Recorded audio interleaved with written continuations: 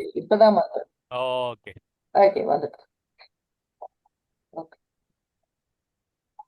Thanks எல்லாரும் இவ்வளவு help பண்ணினதுக்கு மிக நன்றி. நாங்கள் இப்பொழுது ஆரம்பிப்போம். சரியா? ஓகே. அனைவருக்கும் வணக்கம். நாங்கள் இன்று ஒரு தலைப்பை எடுத்திருக்கிறோம். சந்தர்ப்பம் எங்களுடைய நாட்டிலே நடக்கும் அனர்த்தங்களை அடிப்படையாக வைத்து நாங்கள் இந்த தலைப்பை மீண்டும் எடுத்திருக்கின்றோம். ஏனென்றால் எங்களுக்கு இந்த தலைப்பு மிகவும் கஷ்டமான ஒரு தலைப்பு. இந்த நேரம்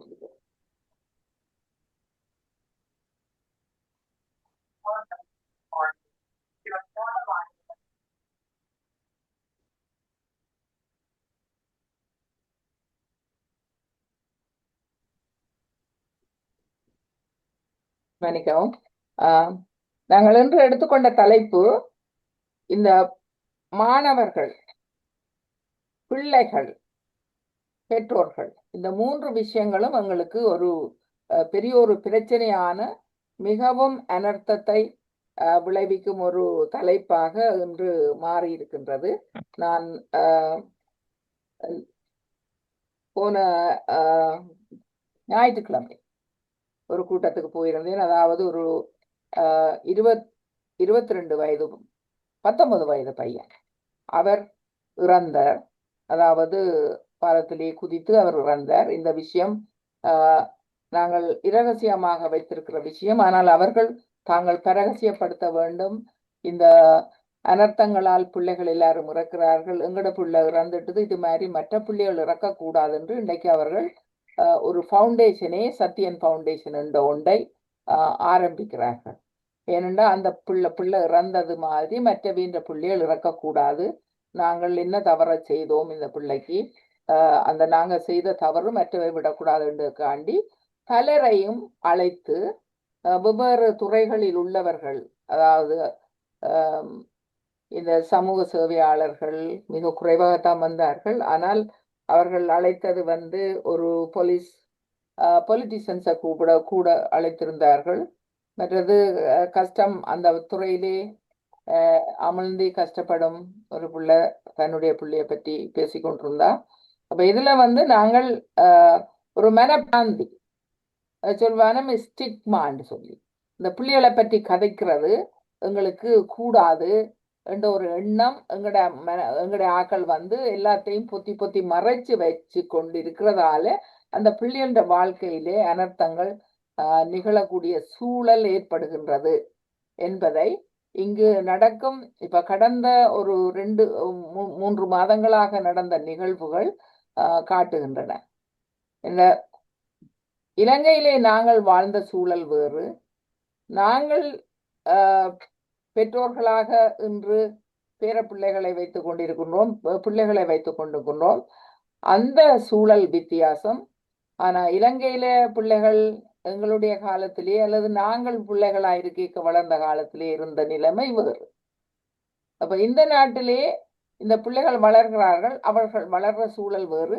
நாங்கள் வந்து நிறைய ட்ராமான்னு சொல்லுவார்கள், அதாவது எங்களுக்கு பெரிய துயரங்கள் நடந்திருக்குது. குடும்பமாக ஆக்களை இழந்திருக்கிறோம், வெட்டுப்பட்டிருக்கிறோம். எங்களுடைய முன்னாலேயே நாங்கள் பார்த்துக்கிறோம் மற்றவர்கள் இறப்பதை. முள்ளிவாய்க்காலிலேயே அந்த நிகழ்வுக்கே ஏராளமான வயோதிபர்களை அப்படியே விட்டுட்டு ஓடினாக்கள் இருக்கிறோம். அவர்கள் அப்படியே எப்படி இறந்தார்கள் என்று தெரியாமலே பிள்ளைகள், அந்த துயரமே அவர்களுக்கு. பங்கர்ல இருந்த 40 பேர் ஒரே அடியாக இறந்த செய்திகள் கூட எங்கள்கிட்ட இருக்குது. எத்தனையோ பிள்ளைகள் அவர்களுடைய மானபங்கப்படுத்தப்பட்டிருக்கிறார்கள், கற்பழிக்கப்பட்டிருக்கிறார்கள். மிக அண்மையில் கூட அதுகள் நடந்திருக்குது. உங்களுக்கு தெரியும், புங்குடுதீவிலே நடந்த வித்யாவினுடைய படுகொலை. அந்த படுகொலை செய்த அந்த கூட்டத்தையே வெளியாளி எடுக்கணும் என்று சொல்லி இப்ப திருப்பி மேன்முறையீட்டு மன்றம் ஒன்று துவங்கி இருக்குது. என்ன அவை எல்லாருக்கும் அந்த அந்த வழக்கை திருப்பி எடுத்திருக்கிறான். அப்ப அப்படியான சூழல் அங்கே இருக்குது. இங்கே வந்து ஏராளமான பிள்ளைகள் ஏன் இங்கு இறக்கிறார்கள், இறக்க வேணும், தங்கட உடலை மாய்க்க வேண்டும் என்ற எண்ணம் அவர்களுக்கு ஏன் வருகின்றது? அப்ப இது ஒரு பெரிய ஒரு கேள்விக்குறியாக இருக்கின்றது. இந்த நாட்டுல நாங்க வந்தோம் அப்பா, நாங்க இந்த புள்ளிகளுக்காண்டி தானே இந்த நாட்டுக்கு வந்தோம், இந்த புள்ளிகளை வளர்க்கணும், இந்த புள்ளிகள் நல்லா இருக்கணும் என்றதுக்காண்டி வந்தோம், அவைகள் படிக்கணும், நல்லா முன்னுக்கு வரணும் என்று தானே வந்தோம். அது பெரிய சாதனைகளை செய்கிறார்கள் சில பிள்ளைகள், அதை பார்க்கும் பொழுது எங்களுக்கு பெரிய சந்தோஷமா இருக்கின்றது. ஆனா அதே நேரத்துல இந்த பிள்ளைகள் சிலர் வந்து இந்த மன விரக்தியாகி மனவியாதிக்கு உள்ளாகி அவர்கள் தங்களையே யாரென்று தெரியாத ஒரு சூழல்ல வாழுகின்ற ஒரு நிலைமை. அதே நேரத்தில் அதே பிள்ளைகளுக்கு பெற்றார் நல்ல வசதியான விடயங்களை செய்திருக்கிறார்கள் என்று அவர்கள் நினைக்கிறார்கள். ஆனா இந்த பிள்ளைகள் ஏன் அப்ப தற்கொலை செய்தார்கள், என்ன பிரச்சனை இவர்களுக்கு நடக்குது என்றதை நாங்கள் இன்று ஆராய போகின்றோம். அப்ப ஆராய்வதற்காண்டி நாங்கள் எடுத்த அந்த 2 பேரும் இந்த பிள்ளைகளோட எத்தனையோ காலமாக வேலை செய்தவர்கள், இன்னும் நாகேஸ்வரி செய்து கொண்டு இருக்கின்றார். அப்ப அவர் வந்து ஒரு 12 வருஷமாக தமிழ் பிள்ளைகளோட மட்டும் மாக்கம் அந்த ஏரியாவில எல்லாம் செய்திருக்கிறேன், பாடசாலைகளில் உள்ள மாணவர்களோட. பேராசிரியர் பாலசுந்தரம் அவர் இங்கு வந்த காலம் துவக்கமே ஸ்கூல் செட்டில்மெண்ட் ஒர்க் செய்து கொண்டே இருந்தவர். அப்ப அவர் வந்து பல பாடசாலைகளிலே வெவ்வேறு பிள்ளைகளுடைய நிலைமைகளை கண்டு அறிந்தவர், அந்த பெற்றோருக்கு ஆலோசனைகள் கூறியவர். அதே போல இப்ப நான் கூட ஸ்கூல் செட்டில்மெண்ட் ஒர்க் என்ற முதலாவது வேலை தொடங்கினவர்கள் தோன்கிளிப் நெய்பர்ஹுட் ஆபீஸ்ல தான். அந்த முதலாவது வேலை என்னில தான் பரீட்சித்து பார்த்தவர்கள். மாக்கான குளிச்சுட்டு அப்ப நீதன் சன்னெல்லாம் அங்க மாணவனா இருந்தவன் ஈஸ்ட் ஓக் கொலிச்சியத்துல. அப்ப நாங்கள் அப்பவே அந்த பிள்ளைகள் இந்த பிரச்சனை அப்ப வந்து வேற பிரச்சனை அந்த பிள்ளைகளுக்கு, அவர்கள் வந்து சில சில பெண்பிள்ளை பிள்ளைகளுக்கு பாலியல் பிரச்சனைகள் சிலது கொடுக்க துவங்கினார்கள். அது மற்றது இந்த பிள்ளைகளுக்கும் வேற ஆக்களுக்கும் இடையிலே, அதாவது வேற இனத்துக்கும் இடையிலே சண்டை வந்தது. அப்ப இவர்கள் வாழ முடியாமல் ஒரு படித்த கூட்டம் படிக்காத கூட்டம் என்ற அப்படியான நிலைமை எல்லாம் ஏற்பட்ட காலம். அப்ப இன்றைக்கு அப்படியான காலம் இல்லை. தயவு செய்து இதுல பேசிக்கொண்டிருக்கிறீங்கம்மா, மியூட் பண்ணாம. ஓகே, நன்றி, மியூட் பண்ணுங்க. ஆகவே இன்று நாங்கள் இந்த விஷயம் பற்றி கதைக்கிறோம். அதாவது சின்ன பிள்ளைகளை எப்படி டீல் பண்ணணும், பெரிய பிள்ளைகளை எப்படி டீல் பண்ணணும், சின்ன பிள்ளைகள் என்னென்ன பிரச்சனைகள் வரும், இப்படியான பிரச்சனைகள். அதாவது சின்ன பிள்ளை 3 வயது பிள்ளைக்கே 2 வயது பிள்ளைக்கே கொடுத்துடுறது நாங்கள் போனை.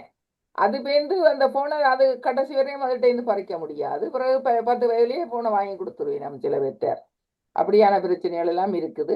இது 1 2 இல்லை, இந்த விஷயம் ஏராளமான விஷயங்கள் இதுக்குள்ள புதஞ்சு போயிருக்கு. நாங்க அதுகளை பற்றி பேச வேண்டி இருக்குது. அப்ப இன்றைக்கு நாங்க முதல் வந்து சின்ன பிள்ளைகளுக்கு என்ன மாதிரியான ஒரு விஷயத்தை நாங்கள் தொடர்ச்சியாக செய்து அந்த பிள்ளைகளின் மனத்தை அவர்களுடைய குணத்தை சுமூகமாக்கி எப்படி நாங்கள் ஒரு சரியான ஒரு நிலைக்கு கொண்டு போகலாம் என்பதை நாங்க பார்க்க வேணும். அதற்கு நாகேஸ்வரி செய்கிற வேலை வந்து பொருத்தமான வேலை. அவ இப்பொழுது செய்து கொண்டிருக்கிறார். அப்ப அவளுக்கு வந்து அவ வளர்ந்த காலம், அவ வந்து பிள்ளைகளை வளர்த்த காலம் ஒரு காலம். ஆனா இன்றைக்கு அவ அனுபவிக்கிற, அதாவது தொடர்பு கொள்கிற பிள்ளைகளின் காலம் வேறு ஒரு காலம். ஆகவே இந்த காலம் மாறிக்கொண்டு போய்க்க, சூழலும் மாறிக்கொண்டு போய்க்க எங்களோட பிள்ளைகளுக்கான அறிவூட்டல்கள், அவர்களை நாங்கள் அணுகிற விதங்கள்ல வித்தியாசம் நாங்கள் நிச்சயமாக ஏற்படுத்த வேண்டும் என்பது யாவரும் அறிந்த உண்மை. அப்ப அதை பற்றி அவ பேசியிருக்கிறார். பேராசிரியர் பாலசுந்தரம் அவர் மிகுந்த அனுபவம் வாய்ந்தவர். ஒரு ஆம்பளை பிள்ளையையும் வளர்த்து அவன் PhD எல்லாம் செய்து நல்ல நிலையிலே அந்த பிள்ளையை வைத்திருக்கிறார். அதே நேரத்துல பல மாணவர்களுக்கு அறிவுரைகள் ஊட்டி பாடசாலைகளிலே இந்த பிள்ளைகள் வந்து என்னென்ன நடத்தைகள் போன்ற விடயங்களை பற்றி எல்லாம் அவர் ஆராய்ந்திருக்கிறார். அவர் கட்டுரைகள் எழுதியிருக்கிறார். ஆகவே அவருடைய அனுபவம் வந்து ஒரு பெரிய அனுபவம். அது இந்த வளர்ந்த பிள்ளைகளோட என்ன மாதிரியான ஊடாடல்கள் நாங்கள் வைத்திருக்க வேண்டும், அவர்களுக்குள்ள பிரச்சனைகள் என்ன என்பதை எங்கட பெற்றார் அறிகிறீர்களா போன்ற விடயங்கள். இப்ப இப்ப அண்மையில நடந்த 2 விடயங்களை நாங்க பார்க்க ஒன்று அவர் பெற்றாரே நேரடியாக அந்த கூட்டத்திலே சொன்னார்கள். என்னன்னா அந்த பையன் முதல் அவனுக்கு மருந்தெல்லாம் எடுத்து கொடுத்து எல்லாம் செய்திருக்கிறான். அவன் கொஞ்சம் அப்செட் ஆகி போறான். ஆனா பிறகு பார்த்தால் அவன் அடிக்ஷன், அதாவது மது போதைக்கு அடிமைப்பட்டுத்தான் கடந்த 2 வருஷமும் அவர் கஷ்டங்களை அனுபவித்திருக்கிறார். ஆனா அவருக்கு நல்ல விஷயங்களை செய்திருக்கிறார்கள். அவருக்கு காசால குறை இல்லை, அவருக்கு பெற்றாற்ற குறை இல்லை, அருமையான தாயும் தகப்பனும். அப்படி ஒரு தாய் தகப்பன் இந்த பிள்ளைக்கு கிடைக்குமோ தெரியாது. அவ்வளவு நல்ல பெற்றாராக இருக்கிறார்கள் அந்த 2 பேரும். மற்ற பையனை பற்றி எனக்கு தெரியலை. ஆனால் அவர் அதுக்கு பிறகு இறந்த ஒரு பையன், நான் பேர் சொல்லலேன்னா அது வெளியால சொல்லக்கூடியதாக இன்னும் அமையல. அப்ப அந்த பையனும் இழந்திருக்கிறார். அதுவும் ஏன் இழந்தார்? அவரும் எம்ஏ செய்த பையன், ஆனா சைக்காலஜி ஒரு பாடமா எடுத்துக்கிறாருன்னு கேள்விப்பட்டோம். அப்ப ஏன் அந்த பையன் இறந்தார், ஏன் அவருக்கு என்ன பிரச்சனை போன்ற விஷயங்கள் எங்களுக்கு ஒரு சரியான மனத்தாக்கத்தை ஏற்படும். ஆகவே இப்பொழுது நாகேஸ்வரியை அதை பற்றி சின்ன பிள்ளைகளோடு எப்படி டீல் பண்ணணும் என்று அவ கொஞ்ச நேரம் பேசி, அதுக்கு பிறகு பேராசிரியர் பெரிய பிள்ளைகளோட நீங்க என்ன மாதிரி டீல் பண்ணணும், என்ன விஷயங்களை நீங்கள் சந்திப்பீர்கள் போன்ற விடயங்களை பேச இருக்கிறார்கள். ஆகவே இப்பொழுது அவர்களுடைய பேச்சாகவே இந்த முழு கருத்தாடலும் அமையும். அதற்கு பின்னர் நீங்கள் உங்களுடைய கருத்துக்களை தனித்தனியாக தெரிவு செய்து அதை பற்றி நாங்கள் ஆலோசிக்கலாம், கலந்து ஆலோசிக்கலாம். நன்றி. இப்பொழுது நாகேஸ்வரி. அனைவருக்கும் பணிவான வணக்கம். பொதுவாக தரம் 8ஆம் வகுப்புக்குட்பட்ட மாணவர்கள் எதிர்நோக்குகின்ற பிரச்சனைகளும் பெற்றோர்களுடைய பங்களிப்பும் பற்றித்தான் நான் பேச இருக்கின்றேன்.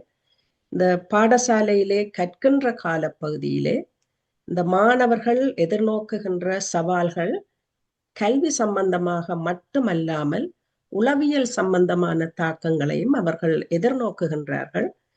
அந்த வகையிலே அவர்கள் எதிர்நோக்குகின்ற பிரச்சனைகளை கல்வி சார்ந்த அழுத்தங்கள் என்றும் உளவியல் சார்ந்ததாகவும் இன்றைய நவீன தொழில்நுட்ப சவால்கள் சார்ந்ததாக, குடும்பத்தினுடைய பொருளாதாரம் சார்ந்ததாக, போதைப் பொருளுக்கு தவறான பழக்கங்களால் ஏற்படும் போதைப் பொருளுக்கு அடிமைப்படுகின்ற நிலையிலும் ஓரின சேர்க்கை சார்ந்த விடயங்கள் என்று பல்வேறுபட்ட நிலையிலே இந்த மாணவர்கள் எதிர்நோக்குகின்ற பிரச்சனைகளை அன்றாடம் பாடசாலைகளிலே நாங்கள் காணக்கூடியதாக இருக்கின்றது. இந்த பிரச்சனைகளால் மன அழுத்தத்துக்கு மாணவர்கள் உள்ளாகின்றார்கள். இந்த மன அழுத்தத்துக்கு உள்ளாகின்ற போதுதான் அவர்களுடைய விபரீதமான முடிவுகள் யோசிக்காமல் எடுத்து விடுகிறார்கள். இந்த கல்வி சார்ந்த அழுத்தங்கள் என்று பார்க்கின்ற போது தரம் 7-8 மாணவர்கள் ஹைஸ்கூலுக்கு போக முதல் அவர்களுக்கு புள்ளிகள் தான் வழங்கப்படும். அதற்கு முன்னுள்ள மாணவர்களுக்கு ABCD என்று ரிப்போர்ட் கார்டில் இருக்கும். 7-8 மாணவர்களுக்கு புள்ளிகள் தான் வழங்கப்படும். இந்த புள்ளிகளை எடுப்பதில் மாணவர்களுக்கு ஒருவித அச்சமும் ஒரு மன அழுத்தமும் இருக்கும். அதுக்கு காரணம் குறிப்பாக தமிழ் மாணவர்களை எடுத்துக்கொண்டால் சில மாணவர்களுக்கு கற்றலிலே அதிகமான உதவிகள் தேவைப்படும். அவர்கள் இங்கே பிறந்தவர்களாக இருப்பார்கள், ஆங்கிலம் சரளமாக கதைக்கக்கூடியவர்களாக இருந்தாலும் ஆங்கிலம் கணிதம் போன்ற பாடங்களிலே அவர்களுக்கு மேலதிகமான உதவிகள் தேவைப்படுகின்றது.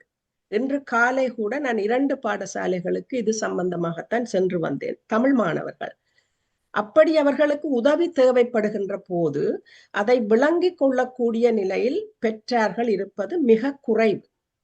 அப்ப நாளாந்த பாடசாலையிலே தரம் 7 இருக்கின்ற மாணவனுக்கு ஆசிரியர் கற்பிக்கின்ற போது அதை விளங்கிக் கொள்ளக்கூட முடியாத ஒரு சூழ்நிலையில் அந்த மாணவன் புள்ளிகளை இழப்பான்.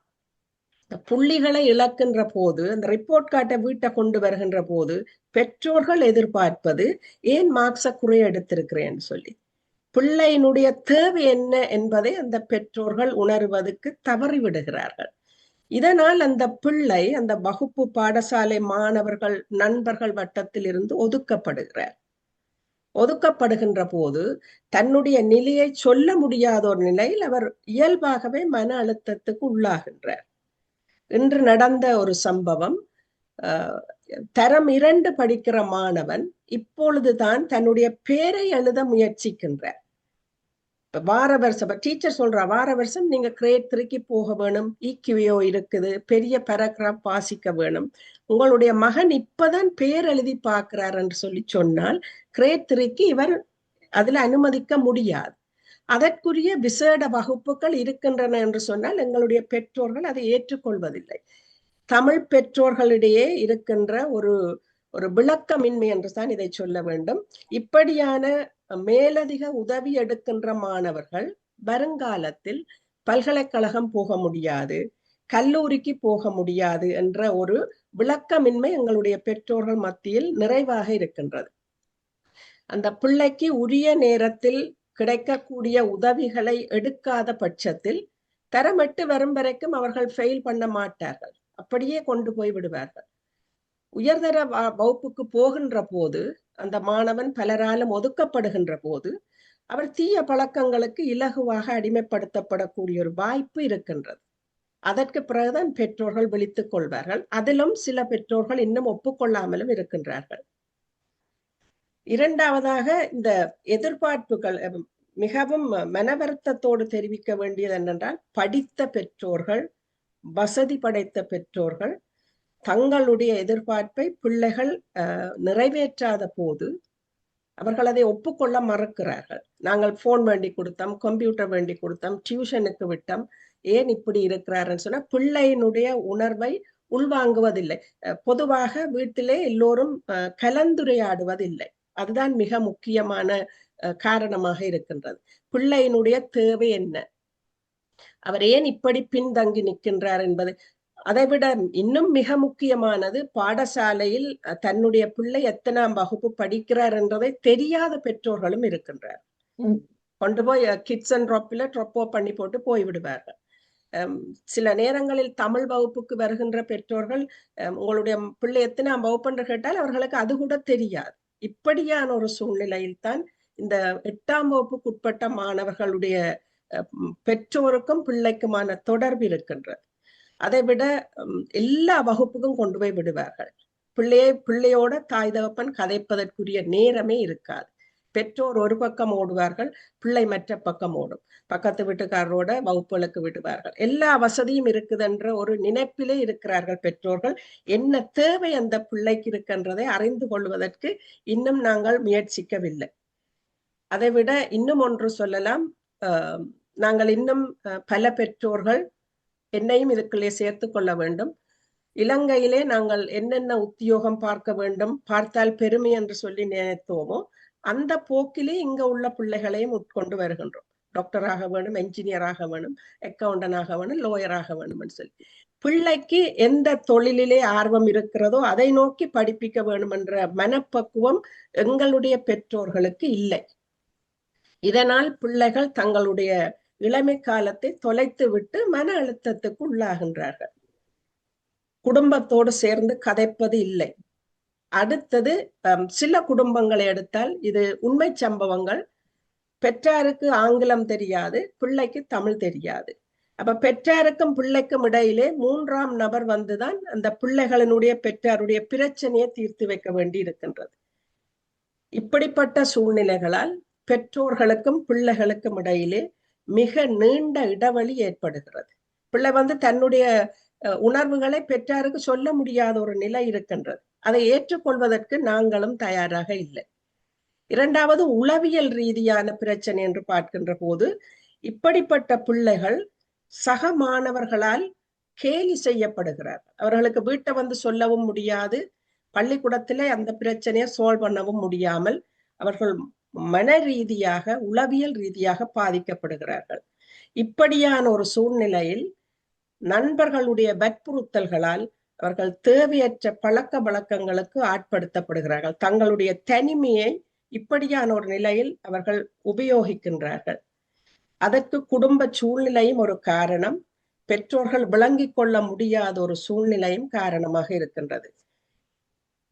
இதை விட மேலாக சொல்வதென்றால் நவீன தொழில்நுட்ப சவால்கள் மிகவும் ஒரு கடினமான சூழ்நிலை. இப்போதெல்லாம் நாங்கள் சோதனைக்கு படித்து எழுதுவதற்கை விட AI அது இதெல்லாத்தையும் பூர்த்தி செய்து கொண்டிருக்கின்றது. அந்த தொழில்நுட்பத்தை பெற்றோர்கள் கற்றுக்கொண்டிருக்கின்றார்களா என்று சொன்னால் இல்லை. அதற்கு ஏற்ப மாணவர்களோடு எங்களோடு போட்டி போட முடியாமல் இருக்கின்றது. பார்வதி என்று சொன்ன மாதிரி 2ஆம் வகுப்பு பிள்ளைக்கு கைபேசியில இருக்கின்ற ஆர்வம் எங்களுக்கு அந்த அளவுக்கு இல்லை. அவர்கள் அவ்வளவு தூரம் பாவிக்கக்கூடிய வசதி அவர்களுக்கு இருக்கிறது. சில பெற்றோர்கள் அதை பார்த்து பெருமைப்படுகிறார்கள், என்னுடைய பிள்ளைக்கு எல்லாம் தெரியும் என்று சொல்லி. இந்த கொரோனா தொற்று காலத்திலே கட்டாயம் குறிப்பிட வேண்டும், கொரோனா தொற்று காலத்திலே நாங்கள் வகுப்புகள் ஆன்லைனில் தான் எடுத்தோம். அந்த வகுப்பு எடுக்கின்ற போது அந்த பிள்ளையினுடைய ரூமுக்குள் பெற்றோர் அனுமதிக்கப்படுவதில்லை. அட்டெண்டன்ஸ் எடுக்க அவர்கள் முகங்காட்டி வந்திருக்கிறேன் என்று சொல்லுவார்கள். அதுக்கப்புறம் அவர்கள் கேமரா ஓன் பண்ண மாட்டார்கள். அவர்களை கேமராவை ஓன் பண்ணுங்கள் என்று எங்களால் சொல்லவும் முடியாது. அந்த பிள்ளைகள் என்ன செய்கிறார்கள் என்று சொல்லி பெற்றாருக்கும் தெரியாது, ஆசிரியர்களுக்கும் தெரியாது. இதன் மூலம் அவர்களுடைய படிப்பு பின்னடைவு படுத்து கொண்டு போகின்ற போது ஒரு கட்டத்திலே அவர்களால் அதை ஒன்றும் செய்ய முடியாத ஒரு நிலையில் மன அழுத்தத்துக்கு அவர் உள்ளாகின்றார்கள். பொருளாதார நெருக்கடி, இதை சொல்லுகின்ற போது இதுல இருக்கின்ற எத்தனை பேர் ஒத்துக்கொள்வீர்களோ எனக்கு தெரியாது. பல தமிழ் குடும்பங்களில் இருக்கின்ற மாணவர்கள் மதிய உணவு கொண்டு வருவதில்லை, அவர்களுடைய குடும்ப வறுமை. இதுக்கு உதவி நாங்கள் வெளியிலே கேட்டால் சொல்வார்கள், customers traveling on any wheeled trans vehicle must pay a regular TTC fare at the start of each trip. Thank you for your இதற்கு நாங்கள் வெளியிலே உதவிகள் கேட்டால் சொல்லுவார்கள், கனடாவிலே இருக்கின்றவர்களுக்கு கஷ்டமான்னு சொல்லி கேட்பார்கள். பொருளாதார நெருக்கடியால் வறுமை கோட்டிலே இருக்கின்ற மாணவர்கள் நிறைய பாடசாலைகளிலே இருக்கின்றார்கள். அவர்களுக்குரிய ஊட்டச்சத்தான உணவு மிக குறைவாக இருக்கின்றது. பல பாடசாலைகளிலே லஞ்ச் ப்ரோக்ராம் இருக்கும், கிழமையில 2 நாள் அவர்களுக்கு அந்த சாப்பாடு கொடுப்பார்கள். மிகுதி காலங்களிலே அவர்கள் மாணவர்களோடு சேர்ந்து வெளியிலே நிற்பார்களே தவிர எந்த விதமான ஊட்டச்சத்துள்ள உணவுகளும் அவர்கள் சாப்பிடுவதில்லை. இதனால் அவர்களுடைய கற்றலிலே மிக பின்தங்கிய ஒரு நிலை ஏற்படுகின்றது.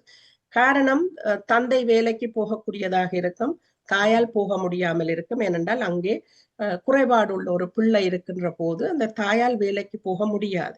ஒருவருடைய சம்பளத்திலே அவர்களால் மற்றவர்களைப் போல விதமான சாப்பாடு கொண்டு வர முடியாது. சில பிள்ளைகள் எங்களுடைய சாப்பாட்டை கொண்டு போய் வேற்றினத்தவரோடு இருந்து சாப்பிடுவதற்கு கூச்சப்படுவார்கள். அந்த குடும்பத்திலே அடிப்படை சாப்பாடு தான் அந்த தாயால் கொடுத்து விட முடியும் என்று சொல்லுகின்ற போது இந்த பிள்ளைகள் 7ஆம் 8ஆம் வகுப்பு வளர்ந்த பிள்ளைகள் தங்களுக்கு அந்த சாப்பாடு பசிக்கேல் என்று சொல்லி போட்டு இருப்பார்கள். அதன் விளைவு அவர்களுடைய கற்றலிலே மிகுந்த பின்தங்கிய ஒரு நிலைமையை கொடுக்கின்றது. அதைவிட பல்கலாச்சாரம் நிறைந்த இந்த மாணவர்கள் ஒன்றாக இருக்கின்ற போது அவர்களுக்கு ஏற்ப தங்களை மாற்றிக்கொள்வதற்கு முயற்சிக்கின்ற தன்மை பெற்றோருக்கு விளங்கப்படுத்துவது மிகவும் கடினமாக இருக்கின்றது. இப்ப பாடசாலையிலே உங்களை எல்லோருக்கும் தெரியும், நவம்பர் மாதம் 1வது ரிப்போர்ட் கார்டு கொடுப்பினும். அப்படி ரிப்போர்ட் கார்டு கொடுக்க எல்லா பெற்றாரையும் வந்து சந்திக்கக்கூடிய வாய்ப்பை ஆசிரியர்கள் உருவாக்கி இருப்பார்கள். அப்ப அவர்கள் ஒரு கட்டாயம் ஒரு கேள்வி கேட்பார்கள், நீங்கள் வீட்டில் பேசும் மொழி என்ன, அந்த மொழியில் உங்களுக்கு மொழிபெயர்ப்பாளர் தேவை என்று சொன்னா டிக் பண்ண சொல்லி கேட்பார்கள். எங்களுடைய தமிழ் பெற்றோர்கள் பலர் அந்த மொழி தங்களுக்கு தெரியும் என்று சொல்லி, தெரியாது விட்டாலும் தெரியும் என்று சொல்லி அந்த மொழிபெயர்ப்பாளருடைய உதவியை எடுக்க மாட்டார்கள். இப்படி எடுக்காமல் இருக்கின்ற போது அந்த பிள்ளையினுடைய நல்லது கெட்டது எல்லாவற்றையும் அந்த ஆசிரியர் சொல்கின்ற போது இந்த பெற்றோர் பொதுவாக அம்மாமார் தான் இந்த ரிப்போர்ட் கார்டு டைம் வருவார்கள், அப்பாமார் மிக குறைவு. இந்த அம்மா எல்லாம் தனக்கு விளங்கி விட்டதாக நினைத்து கொண்டு வெளியே வருவார். அதற்கு பிறகு வார பாடசாலை நாட்களிலே அந்த ஆசிரியர் எதிர்பார்க்கின்றது கிடைக்காத போது பிள்ளைக்கும் பெற்றாருக்கும் இடையிலே ஒரு இடைவெளியை அவர்களாகவே உருவாக்குகின்றார்கள். பெற்றோர்களுக்கும் பிள்ளைக்கும் இது முக்கியமான ஒரு இடைவெளியை உருவாக்கக்கூடிய ஒரு வாய்ப்பாக இருக்கின்றது. நாங்கள் பிள்ளையை காலமா கொண்டு போய் பள்ளிக்கூடத்துல விட்டுடுவோம். பல பெற்றோர்கள் வேலைக்கு போகின்ற காரணத்தினால் லஞ்ச் டைம் அவர்கள் பள்ளிக்கூடத்திலேயே நிற்பார்கள். சில பாடசாலைகளை பார்த்தீங்கன்னு சொன்னால் அருகிலே நிறைய வியாபார ஸ்தாபனங்கள் இருக்கும். அப்ப அந்த பிள்ளைகளுக்கு அதிலேயே போய் சாப்பாடு வேண்டி சாப்பிட்டு 7ஆம் 8ஆம் வகுப்பு பிள்ளைகள் தனிய பள்ளிக்கூடத்துல இருந்து வெளியில போய் வரலாம். அவர்களுக்கு இன்னொருத்தர் தேவையில்லை. இந்த இந்த நட்பு வட்டாரத்திலே அவர்கள் இலகுவாக இந்த போதைப் பொருளுக்கு அடிமையாகின்ற தன்மை பல பாடசாலைகளிலே நாங்கள் காணக்கூடியதாக இருக்கின்றது. அதிலும் குறிப்பாக எங்களுடைய தமிழ் மாணவர்கள் மிகுந்த கஷ்டத்தின் மத்தியில் தங்களை முன்னேற்றி கொண்டு வருகின்ற போது அவர்களை விட தாங்கள் முன்னேற வேண்டும் என்று நினைக்கின்ற சில மாணவர்கள் இந்த போதைக்கு அவர்களை அடிமையாக்குகின்ற போது அவர்களுக்கு அந்த போதையினுடைய உச்சம் மற்ற எதையும் தீர்மானிக்கக்கூடிய நிலையில் அவர்கள் இல்லை. அது மிகவும் ஒரு ஆபத்தான சூழ்நிலையை பல பாடசாலைகளிலே ஏற்படுத்தி இருக்கின்றது. அதை விட இந்த கம்ப்யூட்டர்லயே இப்போ ஒரு கேம் ஒன்று வந்திருக்குது. அந்த கேமை விளையாடேக்க அந்த விளையாட்டின் மூலம் தங்களுடைய உயிரையே மாய்த்து கொள்ளக்கூடிய அளவுக்கு அப்படி ஒரு கேம் இருக்கின்றது. சென்ற வாரம் மார்ச் பிரேக்குக்கு முதல் 2 பொம்பளை பிள்ளைகள், கிரேட் 8 பொம்பளை பிள்ளைகள், 2 வேற ஸ்கூல். ஒருவர் தன்னுடைய கையை தந்தையார் சேவெடுக்கிற ரேசரால அப்படியே கிழித்து ரத்தம் வந்திருக்குது. ஆனா வீட்டுல அவ ஒருத்தருக்கும் சொல்லல. பிறகு இரவு துணியால கட்டி போட்டு அடுத்த நாள் ஸ்கூல்ல போய் டீச்சர்கிட்ட தான் காட்டினவ. ஏன்?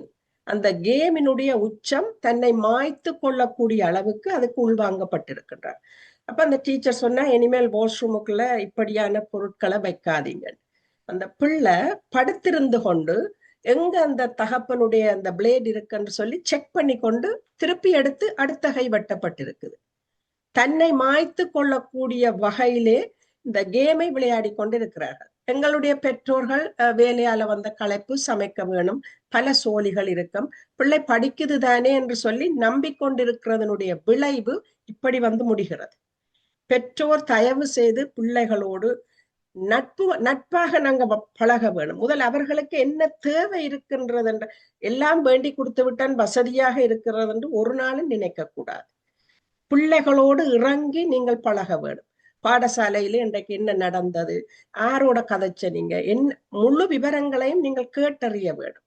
அதை விட இப்போது அண்மை காலமாக இந்த ஓரின சேர்க்கை இது பற்றிய விழிப்புணர்வு எங்களுடைய மக்கள் மத்தியில் மிக மிக குறைவு. அதே வேளையிலே எனக்கு அப்படியான 2-3 தமிழ் பிள்ளைகளை பற்றிய ஓரின சேர்க்கை பற்றிய ஒரு விடயம் எங்களுடைய பாடசாலைக்கு வந்தது. எனக்கும் அதை பற்றிய மேலதிக அனுபவம் இல்லை. ஆனால் எங்களுடைய பெற்றோர்களோடு கதைப்பதற்கு மிகவும் கடினமான ஒரு சூழ்நிலை எனக்கே காணப்படுகிறது. எப்படி அவர்களுக்கு நான் அதை விளங்கப்படுத்துவது என்பது. அந்த பிள்ளைகளோடு அந்த பெற்றோர்கள் கதைப்பதற்கோ அதை பற்றி வெளியில் போய் அறிவதற்கோ எந்த ஆர்வமும் காட்டுவதில்லை. நான் பார்வதி ஆண்டியோட கதை கேட்க அவ சொன்னா, தான் கல்யாணம் செய்து முதல் நாள் இரவுதான் தன்னுடைய கணவருடைய முகத்தை பார்த்தனான் என்று சொல்லி, அந்த அளவுக்கு தாங்கள் கட்டுப்பாடாக இருந்த ஒரு காலம் என்று சொல்லி. ஆனால் இன்றைக்கு நீங்கள் பார்த்தீங்கள் என்று சொன்ன பிள்ளைகளிட்ட கேட்டு முடிவெடுக்கிற பெற்றோர்கள் தான் கூட இருக்கிறார். நாங்கள் பாடசாலையில இப்படி செய்ய போறோம்னா நான் பிள்ளைகிட்ட கேட்டு சொல்றேன் என்று சொல்லக்கூடிய பெற்றோர்கள் தான் இருக்கிறார்கள்.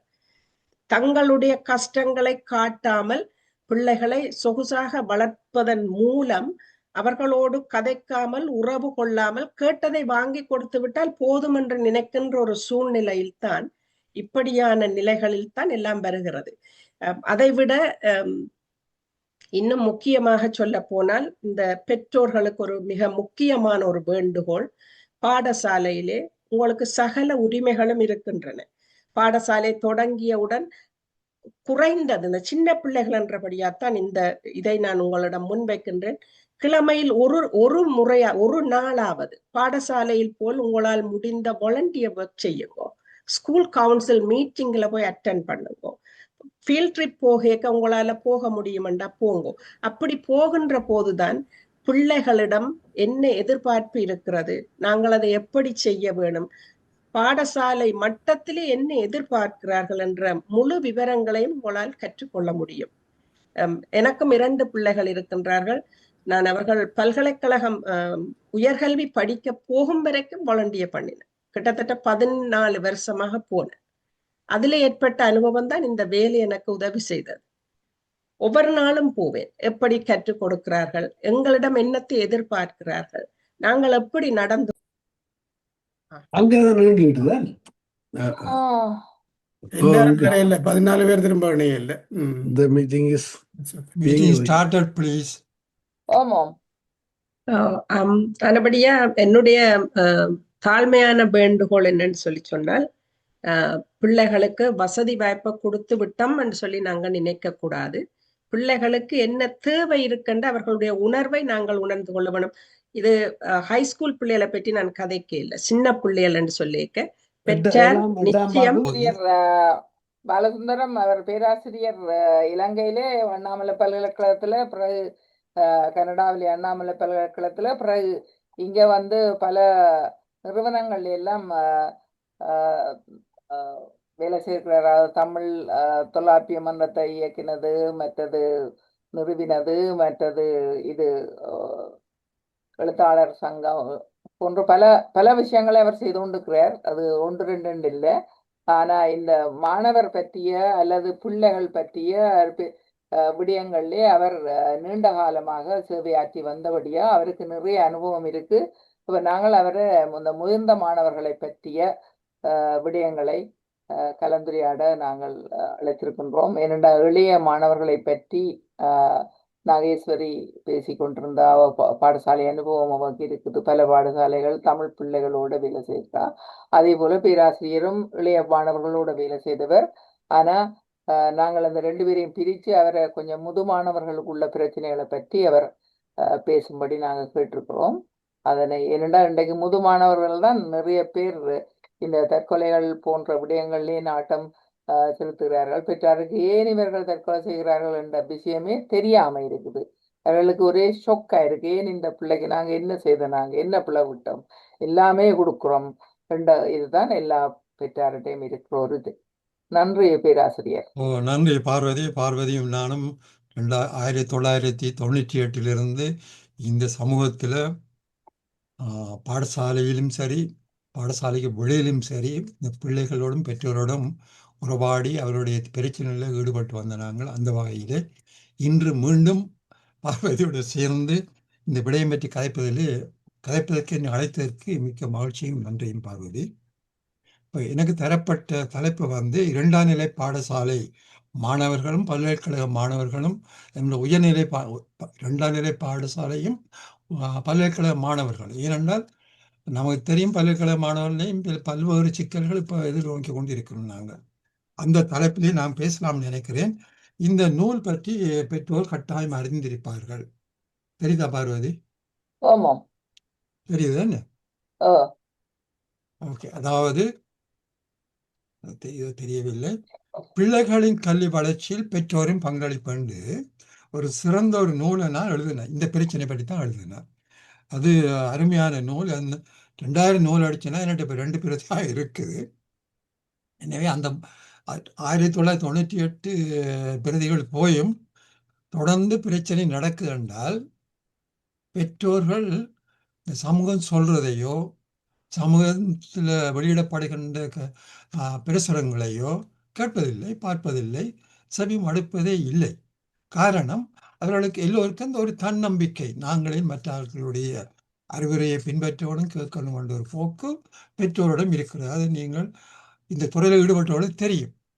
அது மட்டுமல்ல, பார்வதி சொன்னார்கள் ஏற்கனவே, அதுபோல நாகேஸ்வரி சொன்னார்கள், குழந்தைகளுடைய பிள்ளைகளுடைய குறைகளை அவர்கள் தெரிந்தும் மறைத்து விடுகிறார்கள். இப்போ நமக்கு நோய் வந்தால் மறைத்தால் அது அனுபவிக்க வேண்டிய நாங்கள் தானே.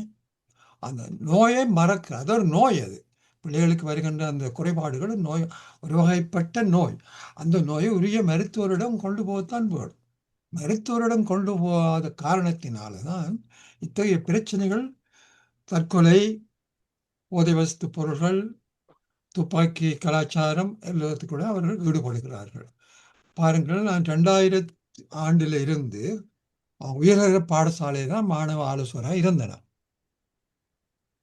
அப்பொழுது நான் 15 வருடம் வேலை செய்தேன். அது பிறகு என்னால் வேலை செய்ய முடியல. காரணம் இந்த பிள்ளைகளுடைய துயரங்கள், அதனால் பெற்றோர் படுகின்ற கவலைகள், அங்கலாய்ப்புகள். இரவிலே நித்திரை கொள்ள முடியாது. பார்வதிக்கும் வீட்டு வரையும் அதைத்தான் அனுபவித்துக் கொண்டிருக்கின்றார். இரவிலே நாங்கள் நித்திரை கொள்ள அதெல்லாம் வரும், அவையின் துயரங்கள் வரும், கஷ்டங்கள் வரும். இதெல்லாம் என்னத்தால் நடைபெறுது என்றால், பெற்றோர்களும் பிள்ளைகளும் உயர் 2ஆம் நிலை பாடசாலை மாணவர் பற்றி நான் சொல்லுகிறேன். அவளுடைய ஆரம்பம் பாடசாலையை தெரிவு செய்யுது. எல்லோரும் குறிப்பிட்ட பாடசாலை போக முடியாது. அப்படி பிள்ளைகளுக்கு ஆசையையும் ஊட்டக்கூடாது. அப்படியே பிள்ளைகளுக்கும் ஆசை ஊட்டக்கூடாது. அந்த பாடசாலை கிடைக்கவில்லை என்றால் அதிலேயே பிள்ளையினுடைய மனம் உடைந்து போகிறது. இது ஹைஸ்கூல் 2ஆம், அதாவது அட்வான்ஸ் 2ஆம் நிலை பாடசாலை அறிமுகமாக இருக்கட்டும், அல்லது பல்கலைக்கழக தேர்வாக, இந்த பல்கலைக்கழகங்களுடைய தேர்வாக இருக்கட்டும். எனக்கு இந்த பல்கலைக்கழகம் தான் கிடைக்கும்னு நினைச்சிருக்க கூடாது. ஏன்னா கனடாவில் வாங்கூவர் வரையும் போகலாம், இங்காலே நோர்த் வரையும் போகலாம், ஈஸ்ட் வரையும் போகலாம். எத்தனையோ நூற்றுக்கணக்கான பல்கலைக்கழகங்கள் இருக்கிறது. டொரண்டோ யூனிவர்சிட்டி தான் போகணுமெண்டா ஒன்றும் செய்யலாம். அப்படியே போக, அதாவது டொரண்டோவோ வாட்டர்லோவோ அல்லது காட்டனோ கிடைக்கணும்னு இருக்கிற பிள்ளைகள் கிடைக்காத பொழுது பாருங்கள், இதில் மிக முக்கியமாக பெற்றோர் கவனித்து கொள்ள வேண்டும். இந்த நாட்டில் எந்த யூனிவர்சிட்டியில் படித்தாலும் அது கனடா யூனிவர்சிட்டி டிகிரி என்ற ஒரு கருத்தை நீங்கள் புரிந்து கொள்ள வேண்டும். அந்த பாடசாலையையும் பல்கலைக்கழகத்தையும் தேர்வு செய்வதில் மிக முக்கிய கவனம் நீங்கள் எடுக்க வேண்டும். இனி அடுத்த வீட்டு பிள்ளை அந்த பாடங்களை தெரிவு செய்தது என்றோ, அல்லது ஏதாவது நண்பன் அந்த குறிப்பிட்ட பாடங்களை தெரிவு செய்கிறார் என்றோ, இவர் பாடங்களை தெரிவு செய்யக்கூடாது. அதாலே எத்தனையோ பிள்ளைகள் படிப்பை இடைநடுவே விட்டிருக்கணும். கவனிச்சு கொள்ளுங்க. ஹைஸ்கூலில் விரும்பின பாடங்கள் தெரிவு செய்வதற்கென்றே உங்களுக்கு ஆலோசனை செய்வதற்கே பாடசாலையில் அரசாங்கமே உத்தியோக உருவத்தில் கவுன்சிலர்களை வைத்திருக்கின்றார். பெற்றோர் உங்களுக்கு புரியாவிட்டால், பெற்றோர்களே, நீங்கள் உங்கள் பிள்ளையை கூட்டிக் கொண்டு போய் அங்கே கைடன்ஸ் கவுன்சிலர் இருப்பார். அவரிடம் போய் இந்த பிள்ளைக்கு என்னென்ன பாடங்களை தெரிவு செய்யலாம் என்று அறிவுரை சொல்லுங்களா வடிவாக சொல்லுவார். அப்படி எந்த ஒரு பெற்றோரும் வருவதில்லை. கைடன்ஸ் கவுன்சிலர் காத்து கொண்டிருப்பார் அவர்களுக்கு. ஆனால் வேற்றின பிள்ளைகள் அதில் பயன்படுத்துகிறார்கள். எங்களுடைய ஆட்களுக்கு கௌரவ குறைவு நினைக்கிறார்களோ தெரியவில்லை. எங்களுக்கு எல்லாம் தெரியும். என்னன்னா எங்களுடைய பெற்றோர்கள் ஸ்மார்ட், வெரி ஸ்மார்ட். அவர்கள் ஆங்கிலமும் தெரியும், நல்ல உத்தியோகம் பார்க்கிறார்கள். அவர்கள் பிள்ளைகளும் அப்படித்தான் இருப்பான்னு. அப்படியா இல்லை. பிள்ளை, அதாவது 9ஆம் வகுப்பில் சேருகின்ற ஒரு மாணவன், கவனிச்சு கொள்ளுங்க, 9ஆம் வகுப்பில் சேருகின்ற மாணவன் தன்னைத்தானே தயார் செய்து கொள்ள முடியாது. அவர் அதுக்குரிய பாடங்களை உரியவாறு தெரிந்து கொள்ள வேண்டும். சில பிள்ளைகளுக்கு விளையாட்டு துறையில் ஈடுபாடு இருக்கு. அப்படியான பிள்ளைகளை மற்ற பாடங்கள் படிக்கக்கூடாதுன்னு அல்ல. அவரே அந்த பாடத்தையும் எடுத்துக்கொள்ள சொல்ல வேணும், கட்டாயம். ஏனென்றால் அவர்கள் ஏன் விளையாட்டுத்துறை விரும்புகிறார்கள்? விளையாட்டுத்துறையில் போனால் மில்லினியர் ஆகலாம் என்ற ஒரு எண்ணம் அவள்கிட்ட இருக்குது. இன்னொரு விஷயம் என்னென்றால், எங்களோட பிள்ளைகள் எதை படித்தால் நாங்கள் குயிக்காக பணம் சம்பாதிக்கலாம் என்ற ஒரு கருத்தோடையும் இருக்கிறார்கள். அது இந்த நாடு செய்த ஒரு வழியான ஒரு வழிகாட்டலோ அல்லது உந்துதல்னு சொல்லலாம். அதாவது பல்கலைக்கழகத்துக்கு பாடத்தை தெரிவு செய்கின்ற பொழுதும் இந்த மனப்போக்கெல்லாம் போகிறார்கள். எவ்வாறு படித்து பட்டம் பெற்று உத்தியோகத்தை பெற்று நிரம்ப பணம் சேர்க்கலாம். பணம் அல்ல, வாழ்க்கை. வாழ்க்கை என்பது நெறிப்படுத்தப்பட்டிருக்க வேணும். எனவே பாடசாலை உயர் பாடசாலையை தெரிவு செய்வதிலேயோ பல்கலைக்கழக அனுமதி பெறுவதிலேயோ பெற்றோரும் பிள்ளைகளும் வலு கவனமாக இருக்க வேண்டும். நாங்கள் படித்தவர் எங்களுக்கு தெரியும்னு நினைக்கக்கூடாது. உங்களுக்கும் பிள்ளைக்கும் படிப்புக்கும் கிட்டத்தட்ட ஒரு 20 வருஷம் வித்தியாசம் இருக்கும். ஆனால் நாடு வெகு வேகமாக வளர்ந்து கொண்டு இருக்குது இல்லையா? அந்த வகையில் இதுக்கென்று ஆலோசனைகள் இருக்கிறார் என்பதை முதலில் சொல்லிக்கொள்ள விரும்புகின்றேன். இப்போ பாடங்களை பாடசாலையை தெரிவு செய்வது, அதை கல்வி நிலையத்தை தெரிவு செய்து வச்சுக்கொள்வோம் இல்லையா? பிறகு பாடநெறிகளை தெரிவு செய்தலையும் மிக முக்கிய கவனம் எடுக்க வேணும். இரண்டும் அத்திவாரம் இல்லாமல் வீடு கட்ட இயலாது. இந்த 2 அத்திவாரத்தையும் போட்டுக்கிட்டீங்க என்றால் அப்ப அந்த அதுக்கு வழிகாட்டியா இருப்பவர் பாடசாலைகளில் இருக்கின்ற கைடன்ஸ் கவுன்சிலர், அதுபோல யூனிவர்சிட்டியிலும் இருக்கணும் ஆக்கள் கவுன்சிலர் இருக்கின்ற அவையின் உதவி பெற வேண்டும். மற்றது கல்வி முறையில் பாருங்கள், எங்களுடைய செகண்டரி ஸ்கூல் கல்வி முறையில் பார்த்தீங்கன்றால் இந்த பல்வேறு திட்டங்களில் குழுநிலை கல்வி முறை இருக்கு. குழுநிலை என்றால் குரூப் பண்ணி விடுவார்கள் பாடசாலையில் பிள்ளைகளை ஒரு குரூப்பாக ஹை ஸ்கூலில் பிரித்து விடுவார்கள். அந்த குழு நிலையில் அவர்கள் ஆசிரியர் என்ன செய்யணும் என்றால் வகுப்பு ஆசிரியர்கள் பிள்ளைகளை குரூப் ஸ்டடிஸ் அல்ல, குரூப் அது ஒரு வகையில் ப்ராக்டிஸ் தான். அது எப்படி பயிர்றது, இந்த பிரச்சனைகள் எவ்வாறு ஆராயணும் பற்றி குழுநிலை கல்வி இருக்குது.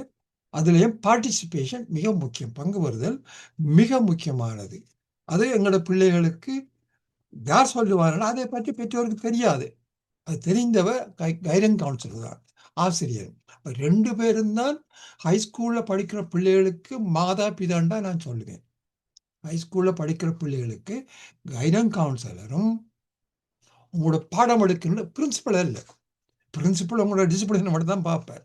சரி, உங்களுக்கு கல்விக்கு உதவி செய்கிறாள் என்றால் உங்களுடைய உங்களுடைய வகுப்பாசிரியர் இல்லை, உங்களோட பாட ஆசிரியர் என்றால் ஒரு ஹைஸ்கூலில் ஒரு ஆசிரியர் அல்ல, உங்களோட பாட ஆசிரியர்களும் மற்ற அவர்கள் சொல்லுகின்ற குழுநிலை மாணவர்களும். அங்கே வந்து பார்ட்டிசிபேஷன், பங்கு பெறுதல். அப்போ அவர் என்ன செய்கிறாருண்டா அவங்கள கல்வியில் மட்டுமல்ல, அந்த சமூக ஒற்றுமை, சமூக வழக்கங்கள் என்பவற்றை அந்த கல்வி முறையிலே ஊட்டப்படுகிறது. அப்படி போய் பழகின்ற பொழுது பாருங்கள், இந்த போத வஸ்துக்கோ அல்லது மற்ற கலாச்சாரங்களுக்கோ போகக்கூடிய வாய்ப்பு இருக்காது. ஏனென்றால் உங்களுடைய குழுவில் உள்ள பிள்ளைகள் வந்து எப்பொழுதும் அவர்கள் குழு நிலையாகத்தான் சிந்திப்பார்கள், தனிநிலையாக சிந்திக்க மாட்டார்கள் என்ற இதை அதில் பங்கு பெற்ற பிள்ளை அறிந்து கொள்ள வேண்டும். இதே நேரத்தில் என்ன செய்வார் என்றால் எங்களோட பெற்றோர்மார் டியூஷனை விட பார்ப்பினோம். இந்த நாட்டில் ஒரு பிள்ளை டியூஷனுக்கு போதண்டா அதை போல ஒரு அபத்தமான செயல் இல்லை அது என்ற அனுபவம், என்னுடைய கல்வி அனுபவம், பாடசாலை அனுபவம், சமூக அனுபவம். டியூஷனுக்கு அனுப்ப வேண்டிய தேவை இல்லை, ஏன்னா பாடசாலையிலே டியூஷன் இருக்கு. பாடசாலை ஹைஸ்கூல்லே டியூஷன் இருக்கு, அதை பயன்படுத்த தெரிய வேண்டும். அங்கே பாடசாலையில் குழு அடிப்படையில் அங்கே அவர்கள் டியூஷன் ஒழுங்கு செய்திருக்கிறார், அதில் பங்குபற்றி சொல்லி பிள்ளைகளை தூண்ட வேணும். இது பெற்றோர்கள் என்ன நினைக்கிறார்கள், டியூஷனுக்கும் விட்டால் பிள்ளைகளுக்கு கூட மார்க்ஸ் எடுக்க மாட்டேன். அதை நாங்கள் அந்த இன்னொரு விஷயத்தை நான் சொல்லிவிட்டு தான் போகணும். முதலில் இப்பொழுது உள்ள மாணவர்கள் உயர் பாடசாலையிலேயோ அல்ல பல்கலைக்கழகங்களில் உள்ள மாணவர்களுக்கும் பழைய 2000க்கு முன் உள்ள மாணவர்களும் வித்தியாசம். அந்த மாணவர்கள் பல்வேறு அழுத்தங்களால் இங்கே வந்தவர்கள். இப்பொழுது பாடசாலையிலே படிக்கிற பிள்ளைகளுக்கு அதெல்லாம் ஒரு கனவு, அவர்களுக்கு தெரியாது. அவர்களை முழு கனடாவிலே பிறந்த கனடா பிள்ளைகளாக தான் பார்க்கிறாங்க. ஏனைய பிள்ளைகளைப் போல தான் அவர்களை பார்க்கணும். ஆனால் அதுக்கு முற்பட்ட காலத்தில் பாரதி பாடியாக தெரியும் எத்தனையோ பிரச்சனை அவைகளுக்கு. அதாவது அவன் கல்விக்கு தடையாக இருந்தது. அந்த தடை ஒன்றுமே இப்போது இங்கே இல்லை. நாங்கள் அதை கொண்டே வேலை சொல்லக்கூடாது. இன்று படிக்கிற 2000 தொடங்கியிருந்தாலே இப்போ 25 வயது அவர்களுக்கு 25 வயதோட நாங்கள் பிள்ளைகள் டிகிரி எடுத்துடும். அப்போ ஒன்று நாங்கள் நினைக்க வேணும், இப்பொழுது உள்ள பிள்ளைகள் இங்கே பிறந்து இந்த சூழலை வளர்ந்து இந்த கல்வி முறையிலே பயிற்றப்படுகின்றவர்கள். ஆனபடியினால நாங்கள் தாயக பிரச்சனைகளோ மற்ற பிரச்சனைகளோ இங்கே எவரும் பேசுவதில்லை. எனவே அதை பற்றி நாங்கள் கூடிய கவனம் எடுக்க வேண்டியதில்லை. ஒரு மாணவன் ஏனென்றால் அந்த நாளையில் பாருங்கள், பெற்றோருடைய துன்பம் துயரங்களை பார்த்தே பிள்ளையுடைய மனநிலை பாதிக்கப்படும். அதை நாங்கள் பார்த்திருக்கிறோம். ஆனால் இப்போது அப்படி ஒன்றும் இல்லை. எல்லா பெற்றோர்களும் நலமாகத்தான் வளமாகத்தான் வாழுகிறார்கள். அந்த நலமும் வளமும் தான் எங்களோட பிள்ளைகளை நெறிப்படுத்துவதிலும் நெறி தவறுதலுக்கும் இரண்டுக்கும் காரணமாக அமைகின்றது. வளமும் தளமும் கவனித்துக் கொள்ள வேண்டும். எனவே இந்த பிள்ளைகள் டியூஷன் என்றதை பெற்றோர்களுக்கு சொல்ல வேண்டும். தயவு செய்து நீங்கள் பாடசாலைக்கு வெளியே சில வேளை அந்த பாடசாலை ஆசிரியர் படிப்பித்தா பரவாயில்லை, அவர் அவருக்கு தெரியும் அந்த இந்த உங்களுடைய சிஸ்டம் தெரியும் அவருக்கு. சரிதானே? மற்றவர்களெல்லாம் பணத்துக்காக தொழிற்படுபவர்கள் என்று. இன்னும் ஒன்று, இந்த ஹைஸ்கூல்ல ஒரு முக்கியமான விடயம் இந்த இடைநிறுத்தம் செய்யப்படுவது. அதுவும் பிள்ளைகளை பாதிக்குது ரொம்ப. ஒரு பையனை அவங்க வகுப்புல பாடிவிட்டாலோ, அதாவது இடைநிறுத்த காரணம் சஸ்பெண்ட் பண்றது. இடைநிறுத்த காரணம் என்னென்றால், பாடசாலை வேலை ஒழுங்காக செய்திருக்க மாட்டார், அல்லது குழப்படி செய்திருப்பார், மற்றது வேறு வகையான ரிப்போர்ட்ஸ்கள் வந்திருக்கலாம். அந்த சூழலில் இந்த இடைநிறுத்தம் செய்யப்படும். அந்த இடைநிறுத்தம் என்பது மிக பொல்லாத ஒரு காலம். மன ரீதியில் பிள்ளைகளுக்கு ஒரு பாதிப்பை ஏற்படுத்துகின்ற காலம் இடைநிறுத்தப்படுகின்ற காலம். நான் ஹைஸ்கூலில் இருந்தபடி தான் சொல்லுகின்றேன். சிலோட அதுவே அவருடைய வாழ்நாள் இடைநிறுத்தமாக போகிற கட்டங்களும் உண்டு. திரும்பி வர வைக்கப்படுவார். அவர் வந்த உடனே கேட்பார், என்ன நடந்ததுன்னு கேட்குறது. அதுக்கு பதில் சொல்ல முடியாது. இப்போ பிரிட்டிஷ் கொலம்பியாவில் நடந்த விஷயங்கள் எல்லாம் நமக்கு தெரிஞ்ச விஷயங்கள். என்ன இங்கேயே அப்படி பல விஷயங்கள் நடந்து கொண்டே இருக்குது. இடைநிறுத்தப்பட்டால் முதலிலே கவனம் எடுக்க வேண்டியவர் பெற்றோர்கள். பெற்றோர் என்ன செய்ய வேண்டும் என்றால், அந்த பாடசாலைகளுக்கு சென்று அதிபரை, அந்த வகுப்பு ஆசிரியரை சந்தித்து இதற்கு பரிகாரம் தேட வேண்டும். நீங்களா பரிகாரம் தேட இயலாது. இந்த இடைநிறுத்தம் அந்த பிள்ளைகளோட வாழ்க்கையிலே ஒரு பெரிய ஒரு மைக்கெல்லாம் அமைஞ்சு வரலாறும் உண்டு. அப்படி எங்க கேள்விப்பட்டால் உடனே அவர்களுக்கு அறிவுரை சொல்ல வேண்டும். பெற்றோர்களோ மற்றவர்களோ அறிவுரை என்ன சொல்ல வேண்டும் என்றால்,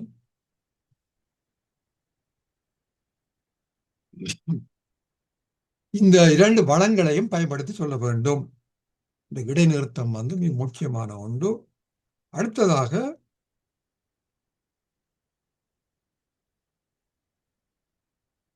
வளர்ந்த வீட்டில் வளர்ந்த பிள்ளைகளோட பெற்றோர் பழகின்ற முறை. வளர்ந்த பிள்ளைகளோட அதாவது பிள்ளை வளர்ப்பு நான் சொல்ல மாட்டேன். இது பிள்ளை வளர்ப்பு விஷயம். அது பிரைமரி ஸ்கூலோட போயிடும்.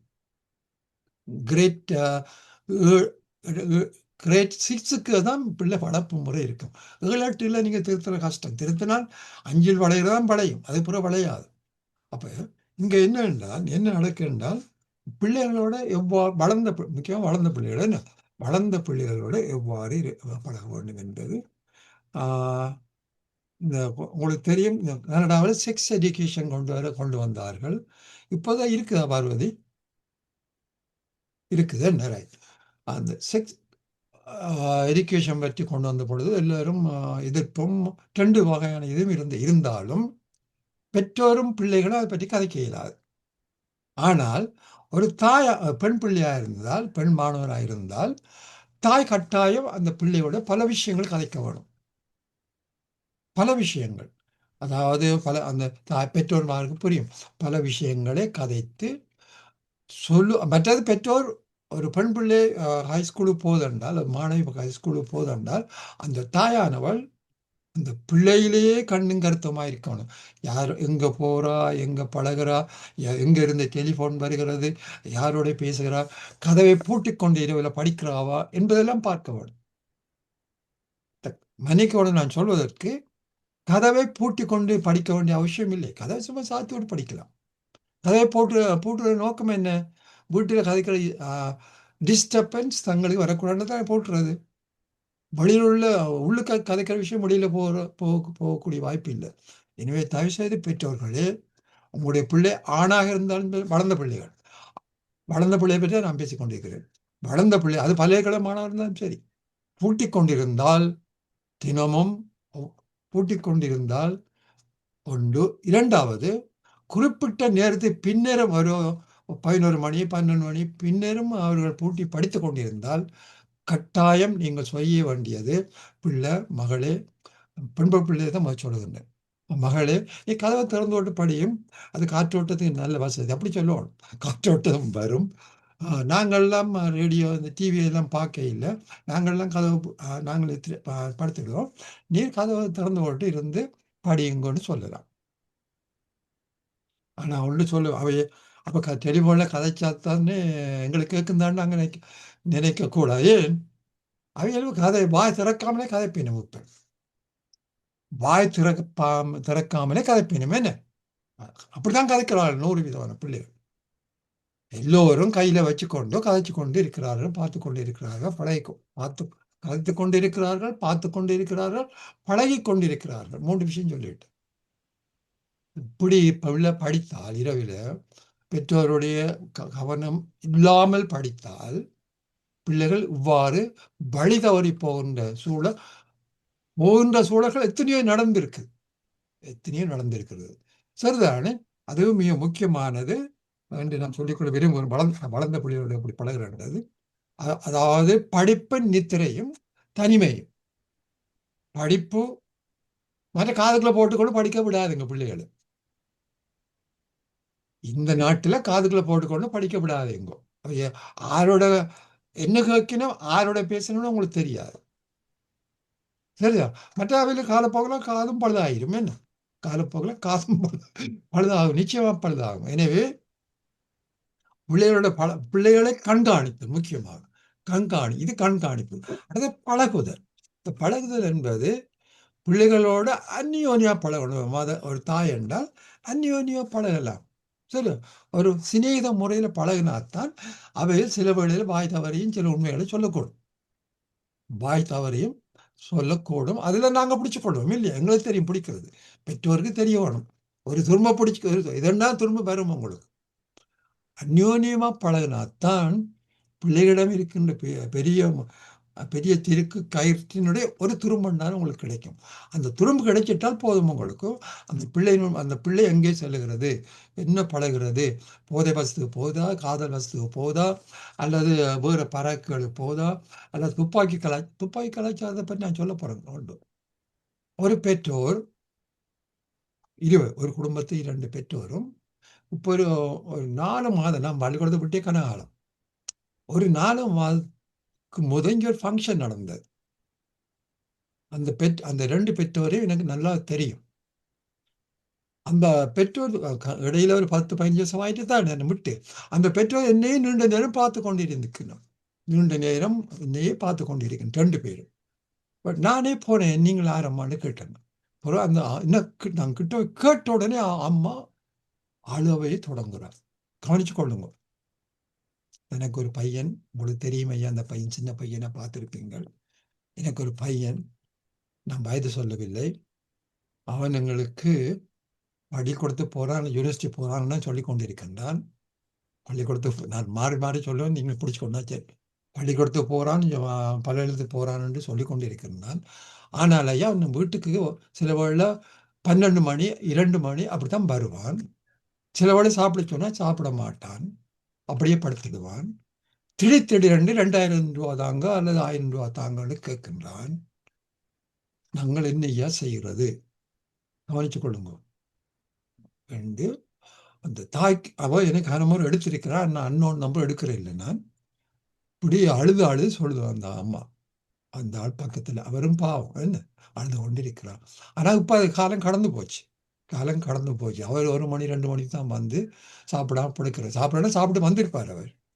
இவையத்தை புடுங்குற வேலைலாம் இப்போ அவர்கிட்ட செய்து கொண்டிருக்கிறார். புடுங்குற வேலை, பணத்தை புடுங்குற வேலையில் இருக்கணும். கொடுக்க அவர்கிட்ட என்ன நடக்கும்?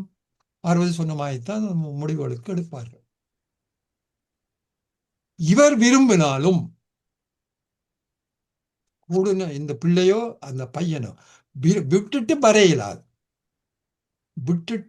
வந்தா இவருக்கு உயிருக்கு ஆபத்து அல்லது எதோ பிரச்சனை. பாருங்கள், இது யாரால் நடந்த விஷயம்? பெற்றோரால் நடந்த விஷயம். நீங்கள் அந்யோன்யமாக பழகாதால, அவர் என்ன செய்கிறார், இரவில் படுக்கின்ற பொழுது என்ன செய்கிறார் என்பதை பார்க்கறதுனால வந்த அறுவடை தான் இது. அப்ப கவனித்து வந்திருந்தால் ஓரளவுக்காயினும் நாங்கள் தடுத்திருக்கலாம் தானே. ஓரளவு இதுக்கு இவரை திருத்தே நான் சொன்னேன். காலம் கடந்து போயிட்டாமா. ஆனால் ஏதோ பார்த்துக்கொள்ளுங்க. என்னால் அந்த பையனோட எனக்கு கதைக்க முடியாது, அந்த பொம்பளை பிள்ளையோட என்னால் கதைக்க முடியாது. ஆனால் நீங்கள் தான் அழுது அது அந்த தாய் எனக்கு என்ன பார்த்தாலும் கண்ணுக்கு அவ்வளோ கொட்டு தாய்க்கு. அந்த பிள்ளையோட ஒவ்வொரு நாளும் இப்படித்தானே நான் அழுவேன். அவர் அதை பற்றி கவனிப்பதில்லை. எனவே தயவு செய்து இந்த 2ஆம் நிலையிலே உள்ள பிள்ளைகள், பல்கலைக்கழக மாணவர்கள் ஓரளவுக்கு பக்குவப்பட்டிருப்பார்கள். ஆனால் 10, 11, 12 இந்த வகுப்புல படிக்கிற பிள்ளைகள்ல பெற்றோர் எப்பொழுதும் கவனம். வேலைதான் அல்ல பணம் தான் முக்கியம் ஓடினால் பெற்றோர் நிச்சயமாக பிள்ளைகளை இழக்க வேண்டி வரும். இழத்திலிருந்து 2 ஒன்று அவருடைய எதிர்காலத்தை இழக்க வேண்டியிருக்கும், அல்லது நாங்கள் பிள்ளைகளே முற்றாக இழக்க வேண்டி வரும். அதாவது அவர்கள் தங்களுடைய இப்படித்தான் மாய்க்க வேண்டிய கட்டங்கள் தொடர்ந்து நடந்து கொண்டே இருக்கு. நாங்களும் எத்தனையோ சொந்தமெல்லாம் இப்படி எத்தனையோ 15, 20 வருஷமாக இல்லை 25 வருஷமாக அவர்கள் இயங்கிக் கொண்டிருக்கிறார்கள். தமிழ் ஆட்களுக்கு கூப்பிட்டு சொல்லிடும், எங்களுடைய தமிழ் சமூகத்தில் நடைபெறுகின்ற இத்தகைய இன்னல்கள் நாங்கள் பார்க்கிறோம். இங்கே நீங்கள் பலர் பார்க்காத விஷயங்களே பார்வதி பார்க்கும். இந்த விஷயங்களை பார்க்க முடியாதான் ஏழியா இருட்ட வேண்டாம். எனவே பெற்றோர்களே, உங்களுடைய பிள்ளைகளுடைய எதிர்காலம் உங்கள் வீட்டிலே தான். நீங்க படிப்பிக்க தேவையில்லை, நீங்கள் ஒன்றும் சொல்லிக் கொடுக்க தேவையில்லை. பிள்ளைகளோட அன்பாயிருங்கோ, அவர்களை கவனியுங்கோ, அவர்களுக்கு என்ன விருப்பமோ அதை செய்து கொடுங்கோ. சாப்பாடு என்ன சாப்பாடு விருப்பம். மற்றது, நீங்கள் பிள்ளைகளை விட்டுட்டு 2 அப்பா அம்மாவும் தனிமையில விட்டுட்டு நீங்க இரவில் வேலைக்கோ என்னதுக்கு போகாதீங்க. அது பெரும் ஆபத்து பிள்ளைகளுடைய வாழ்க்கையில. பொம்பளை பிள்ளையாக இருக்கட்டும், ஆம்பளை பிள்ளையாக இருக்கட்டும், 2ம் சமம். இந்த நாள்ல எதுவும் வித்தியாசம் இல்லை இல்லையா? உங்களுக்கு தெரியும். இன்றைக்கு கூறிக்கொண்டு பிள்ளைகளோட பழகிறதுல இன்னும் ஒன்று. மற்றது, இந்த பேச்சு உரையாடு அப்பா அம்மா எந்த குடும்பத்தில் சத்தம் போட முடியாம பேசாம இருக்கிறார்கள். எல்லா கணவனும் மனைவியும் சத்தம் போட்டுனா இருப்பார். நானும் கூட சத்தம் போடுவேன். இல்லாட்டி நான் ஆம்பளை இல்லை, அவன் சத்தம் போடாட்டி அவன் பொம்பளை இல்லைன்னு 2 பேருக்கும் உரிமை. அதாவது உணர்வுகளை கருத்துக்களை பேசத்தான் வேண்டும். ஆனால் பிள்ளைகளுக்கு முன்னர் கணவனுக்கு அப்பா அம்மாவுக்குரிய பிரச்சனை அங்க முன்னுக்கு சண்டை போடுதல் மிகவும் ஆபத்து. ஏனென்றால் அந்த பிள்ளைகள் பெருத்திடும். அப்பா அம்மா யார் இவையில் இப்படிதான் சண்டை பிடிச்சு கொண்டு இருப்பினும், அப்ப நாங்கள் எங்களை பாட்டை பார்ப்போம் என்று அவர்கள் ஒரு டிசிஷன் எடுத்தார்களோ மாற்றவே முடியாது. டிசிஷன் எடுத்தார்களோ மாற்ற முடியாது. எனவே தயவு செய்து வீட்டில் உள்ள பிரச்சனைகளை ஓரளவு மூடி மறைக்க சொல்லவில்லை நான் உங்களை. எங்களுடைய அதாவது பணப்பிரச்சனை வேறு பிரச்சனைகளும் பிள்ளைகளும் தெரிய வேணும். ஆனா எத்தனையோ விஷயங்களை நாங்கள் மூடி மறைக்கிறது அப்படி இல்லை. பிள்ளைகள் உள்ள தவறுகளையும் மூடி மறைக்கிறோம். அதுக்காக இந்த பிள்ளை இப்படி குழப்படி செய்யணும்னு சொல்றது இல்லை. மூடி மறைக்கூட யாருக்கு? ஹைஸ்கூல் என்றால் கவுன்சிலருக்கும் ஆசிரியருக்கும் அதிபருக்கும் கட்டாய அவையான் டாக்டர்ஸ். பல்கலைக்கழகத்தில் பிளவுபடுத்தினோம் என்றால் அங்கே கவுன்சிலர் இருக்கிறார், அங்கேயும் போகலாம் இல்லை. ஆனால் பல்கலைக்கழக நிலையில் நீங்கள் அங்கே போகாமல் நல்லது. ஏனென்றால் அவர்கள் வளர்ந்தவர்கள். நீங்கள் அங்கே போய் பிரச்சனைப்பட்டால் அதை என்ன விரோதமாக முடியலாம். ஆயினும் நீங்கள் பிள்ளைகளோடு அந்யோன்யமாக உங்களுடைய பிரச்சனைகளை பிள்ளைகளோடும் சேர்த்துக் கொள்ள பல்கலைக்கழக பிள்ளைகளோடு பகிர்ந்து கொள்ளலாம். மற்றது பெற்றோரும் பிள்ளைகளுக்கு இன்னொரு விஷயம் என்னன்னா, எங்களோட சமுதாயம் அங்க தாயத்திலையும் அப்படித்தான், இங்கேயும் அப்படித்தான். ஒரு ஷெல்ஃபிஷ். தண்ட குடும்பம் தண்ட பிள்ளைகள் மட்டும்தான் இருக்கிறது. சரியான செல்ஃபிஷ் நாங்கள். இப்போ நாகேஸ்வரி சொன்னா தான் தண்ட பிள்ளைகளை பள்ளிக்கூடத்தில் விட்ட நாள்ல இருந்து வாலண்டியரா போனாண்டு. என்னதுக்கு போனா அவ தண்ட பிள்ளைகள் அங்க படிக்கிற பொழுதோ அவ என்ன செய்யணும், எவ்வாறு என்ன பிரச்சனை இருக்குன்னு அறிஞ்சு கொள்ளலாம் தானே. அந்த ஒரு உணர்வு வரவேணும். பிள்ளைகளுக்கு பெற்றோர் ஒரு முன்மாதிரியா இருக்க வேணும். முன்மாதிரி. மற்றது, இந்த சமூகத்தில் பெற்றோர் பங்கு கொள்ள வேணும். எந்த பெற்றோரும் வாலண்டியரா போறதுக்கு ஆயத்தம் இல்லை. என்ன பாருங்க, இந்த டிவியை பாருங்க. தமிழ் பெற்றோர்களே காலையில அந்த டிவியை பார்த்தனால நீங்கள் மற்ற சமூகம் எவ்வாறு எங்கெங்கெல்லாம் போய் தொண்டு செய்கிறார்கள் பார்க்க வேணும். இந்த தொண்டு செய்வதன் மூலம் எங்களுடைய பிள்ளைகளும் எங்களை தொடர பார்க்கும். எங்களோட பிள்ளைகளும் தொண்டு சமூக வாலண்டியர் ஒர்க் செய்கிற பிள்ளைகள் வாழ்க்கையில நல்ல முறையெல்லாம் இருக்கிறார்கள் இருந்து வருவதை நாங்கள் பார்த்திருக்கிறோம். அந்த செய்தியை நாங்கள் ஒரு முன்மாதிரியாக இருக்க வேண்டும். முன்மாதிரி என்பது இந்த பணத்தோடு பழகுதல், அதிலேயும் இதிலும் முன்மாதிரியா இருக்கலாம். ஆடை உடுப்பிலே முன்மாதிரியாக, மற்ற உறவினரோட பழகுவதற்கு. நாங்கள் பாருங்க, நாங்கள் ஈழத்தமிழர்கள் மற்ற வீட்டில் தமிழர் இருந்தாலும் கதைக்க மாட்டோம். அது தப்பான விஷயம். என்ன அதுக்காக நீங்கள் அவங்க கதவை தட்டி கொண்டு நிற்காதீங்க ஒவ்வொரு நாளும். சரியோ? மனிதனோட பழக வேணும். எல்லாரோடையும் பழக விடுங்க இல்லையா? எல்லாரோடும் இந்த பழகி பார்க்குற வேறு விஷயம் உண்டு, அதல்ல. எல்லோரோடையும் பேசி பழகுற ஒரு பிள்ளையானது எந்த ஒரு சூழலையும் எதையும் சமாளிக்கும். புரிதல் நான் சொல்றது? மற்ற மனிதனை மதித்து பழகுன்ற ஒரு பிள்ளையானது இப்போ வாலண்டியர் ஒர்க் போக்குறாங்க, வேறு கம்யூனிட்டி வேறு சமூகத்தை சேர்ந்தோடு சேர்ந்து பழகுன்றோம். பாடசாலையிலும் பழகுறீங்கள். ஆனால் வாலண்டியர் போகின்ற பொழுது அங்கே வளர்ந்தோர் இருப்பார்கள், பருவமுள்ளவர்கள் இருப்பார்கள், பல்வேறு வயதுடையவர்கள் இருப்பார்கள். அவர்களோடு சேர்ந்து தானும் ஒருவனாக பழகுகின்ற பொழுதோ உங்களுக்கு ஒரு சமூக அக்கறை வருகிறது, மற்றவர்கள் ஒரு உணர்வு வருகிறது, சமூகத்துக்கு உதவி செய்ய வேணும்னு உணர்வுகள் வந்து விட்டால் அந்த பிள்ளை முழுமையாக இருக்கும். முழுமை என்றால் அது இந்த முழுமை எடுக்கும். புத்தக பூச்சியாக இருந்து பிரயோசனமே இல்லை பாருங்க. நாங்கள் எத்தனையோ புத்தக பூச்சிகளை பார்த்துட்டோம், சமூகத்திற்கு அவங்களுக்கு விலாசமே இல்லை. புத்தக பூச்சியாக இருந்து படித்து சம்பளத்தோட போறாக்கள் சமூகத்தை பெரிய டாக்டராக இருக்கலாம், பெரிய இன்ஜினியராக இருக்கலாம், ஏதோ ஒரு தொழில் சமூக அவருக்கு பணம் தான் அறிமுகமான ஆக்களாக இருப்பினும் சமூகத்தில் சமூகத்தோட ஒட்டி உறவாடுகின்ற பொழுது பாருங்கள், நாங்கள் எங்களை கட்டுப்படுத்திக் கொள்கிறோம். ஐயோ மற்றவர் என்ன நினைப்பார்கள், மற்றவர் என்னை பார்த்து சிரிப்பார்கள். சமூகத்தில் அக்கறை இல்லாதவர்களுக்கு அவையில் எதுவும் செய்விடும். எங்களை பிள்ளைகள் தப்பான பிள்ளை என்ன செய்தோம், எங்களை தமிழாக்களை கண்டா கூட நடிப்பினாங்க அம்மாவில் நண்டு எப்போ என்ன செய்ய போயிடும் எங்களை கண்டு. அது அந்த கலாச்சாரம் போயிட்டு இப்போ இருந்தது. எங்களோட பிள்ளைகள் வேணுமென்றே அந்த குழுவாக நின்று கொண்டு, அந்த குழுவை நல்ல குழுவாக இல்லை, அப்படியான குழுக்களை நின்று கொண்டு பெரிய வயது வந்த தமிழாக்கள் போனால் அவை தங்களை அடையாளப்படுத்துவார்கள். அதுக்கு காரணம் என்னென்றால் சேர்வார் சேர்க்கையையும் நீங்கள் உங்களோட பிள்ளைகளுக்கு சொல்லிக் கொடுக்க வேண்டும். மற்றது இந்த பாடசாலையில் பார்த்தீங்கன்னா பல்வேறு இந்த நிகழ்ச்சிகள் நடைபெறும், பல்வேறு நிகழ்ச்சிகள். அந்த நிகழ்ச்சி எல்லாவற்றிலையும் பங்கு பெற செய்வது மிக முக்கியமானது என்று நான் என்னுடைய பேச்சை இத்தோடு நிரம்ப சொல்லிக் கொண்டிருப்பேன். எனவே பெற்றோர்களே, இந்த புத்தகங்கள் கிடைத்து விட்டால் இது பல்கலைக்கழகத்தில் படிக்கிறார்களுக்கும் உதவும், ஹைஸ்கூலில் படிக்கிறார்களுக்கும் உதவும், பிள்ளைகளுக்கும் பெற்றோர்களுக்கும். சரி, இந்த புத்தகத்துக்கு முன்னோரி எழுதினவர் எங்களை கலாஸ்வாதி மாஸ்டர். அந்த மனுஷன் இல்லை, உண்மையிலே எங்களை ஒரு ஒரு ஒரு 2000 ஒரு 20 வருஷம் 25 வருடங்களாக ஓரளவுக்கு இந்த நாட்டிலே பெற்றோரையும் பிள்ளைகளையும் வழி நடத்திய ஒரு பெருமகன் அந்த எங்களுடைய அதிபர் கணேஸ்வாதி மாஸ்டர். அவர் இந்த புத்தகத்தை பார்த்து சொன்னார், இதை போல புத்தகம் இனிமேல் வர முடியாது என்று எழுதி வச்சிருக்கிறார். சரிதான், இந்த புத்தகம் அதனுடையத்தான் 2 பிரதி இருக்குது, நூலகத்தில் இருக்குது, பெற்றோரை பார்க்கலாம். அதாவது பிள்ளைகளின் கல்வி வளர்ச்சியில் பெற்றோரின் பங்களிப்பு என்ற புத்தகத்தை கட்டாயம் ஹைஸ்கூலில் படிக்கிற பிள்ளைகள் இருந்தாலும் சரி, பல்கலைக்கழகத்தில் படிக்கிற பிள்ளைகளுடைய பெற்றோராக இருந்தாலும் சரி, இந்த புத்தகம் கிடைத்தால் உடனே தேடி பாருங்கள். அல்லது உங்களுக்கு ஏதும் பிரச்சனை என்றால், எனக்கு அதிகாரம் கிடையாது ஆனால் அனுபவம் இருக்கிறது, நான் உங்களுக்கு ஆறுதல் கூற முடியும் என்று இதுவும் கூறிக்கொண்டு விடைபெறுகிறேன். நன்றி. இதுவும் கேள்வி விருப்பமான கேட்கலாம் நீங்கள். வணக்கம் பேராசிரியர்.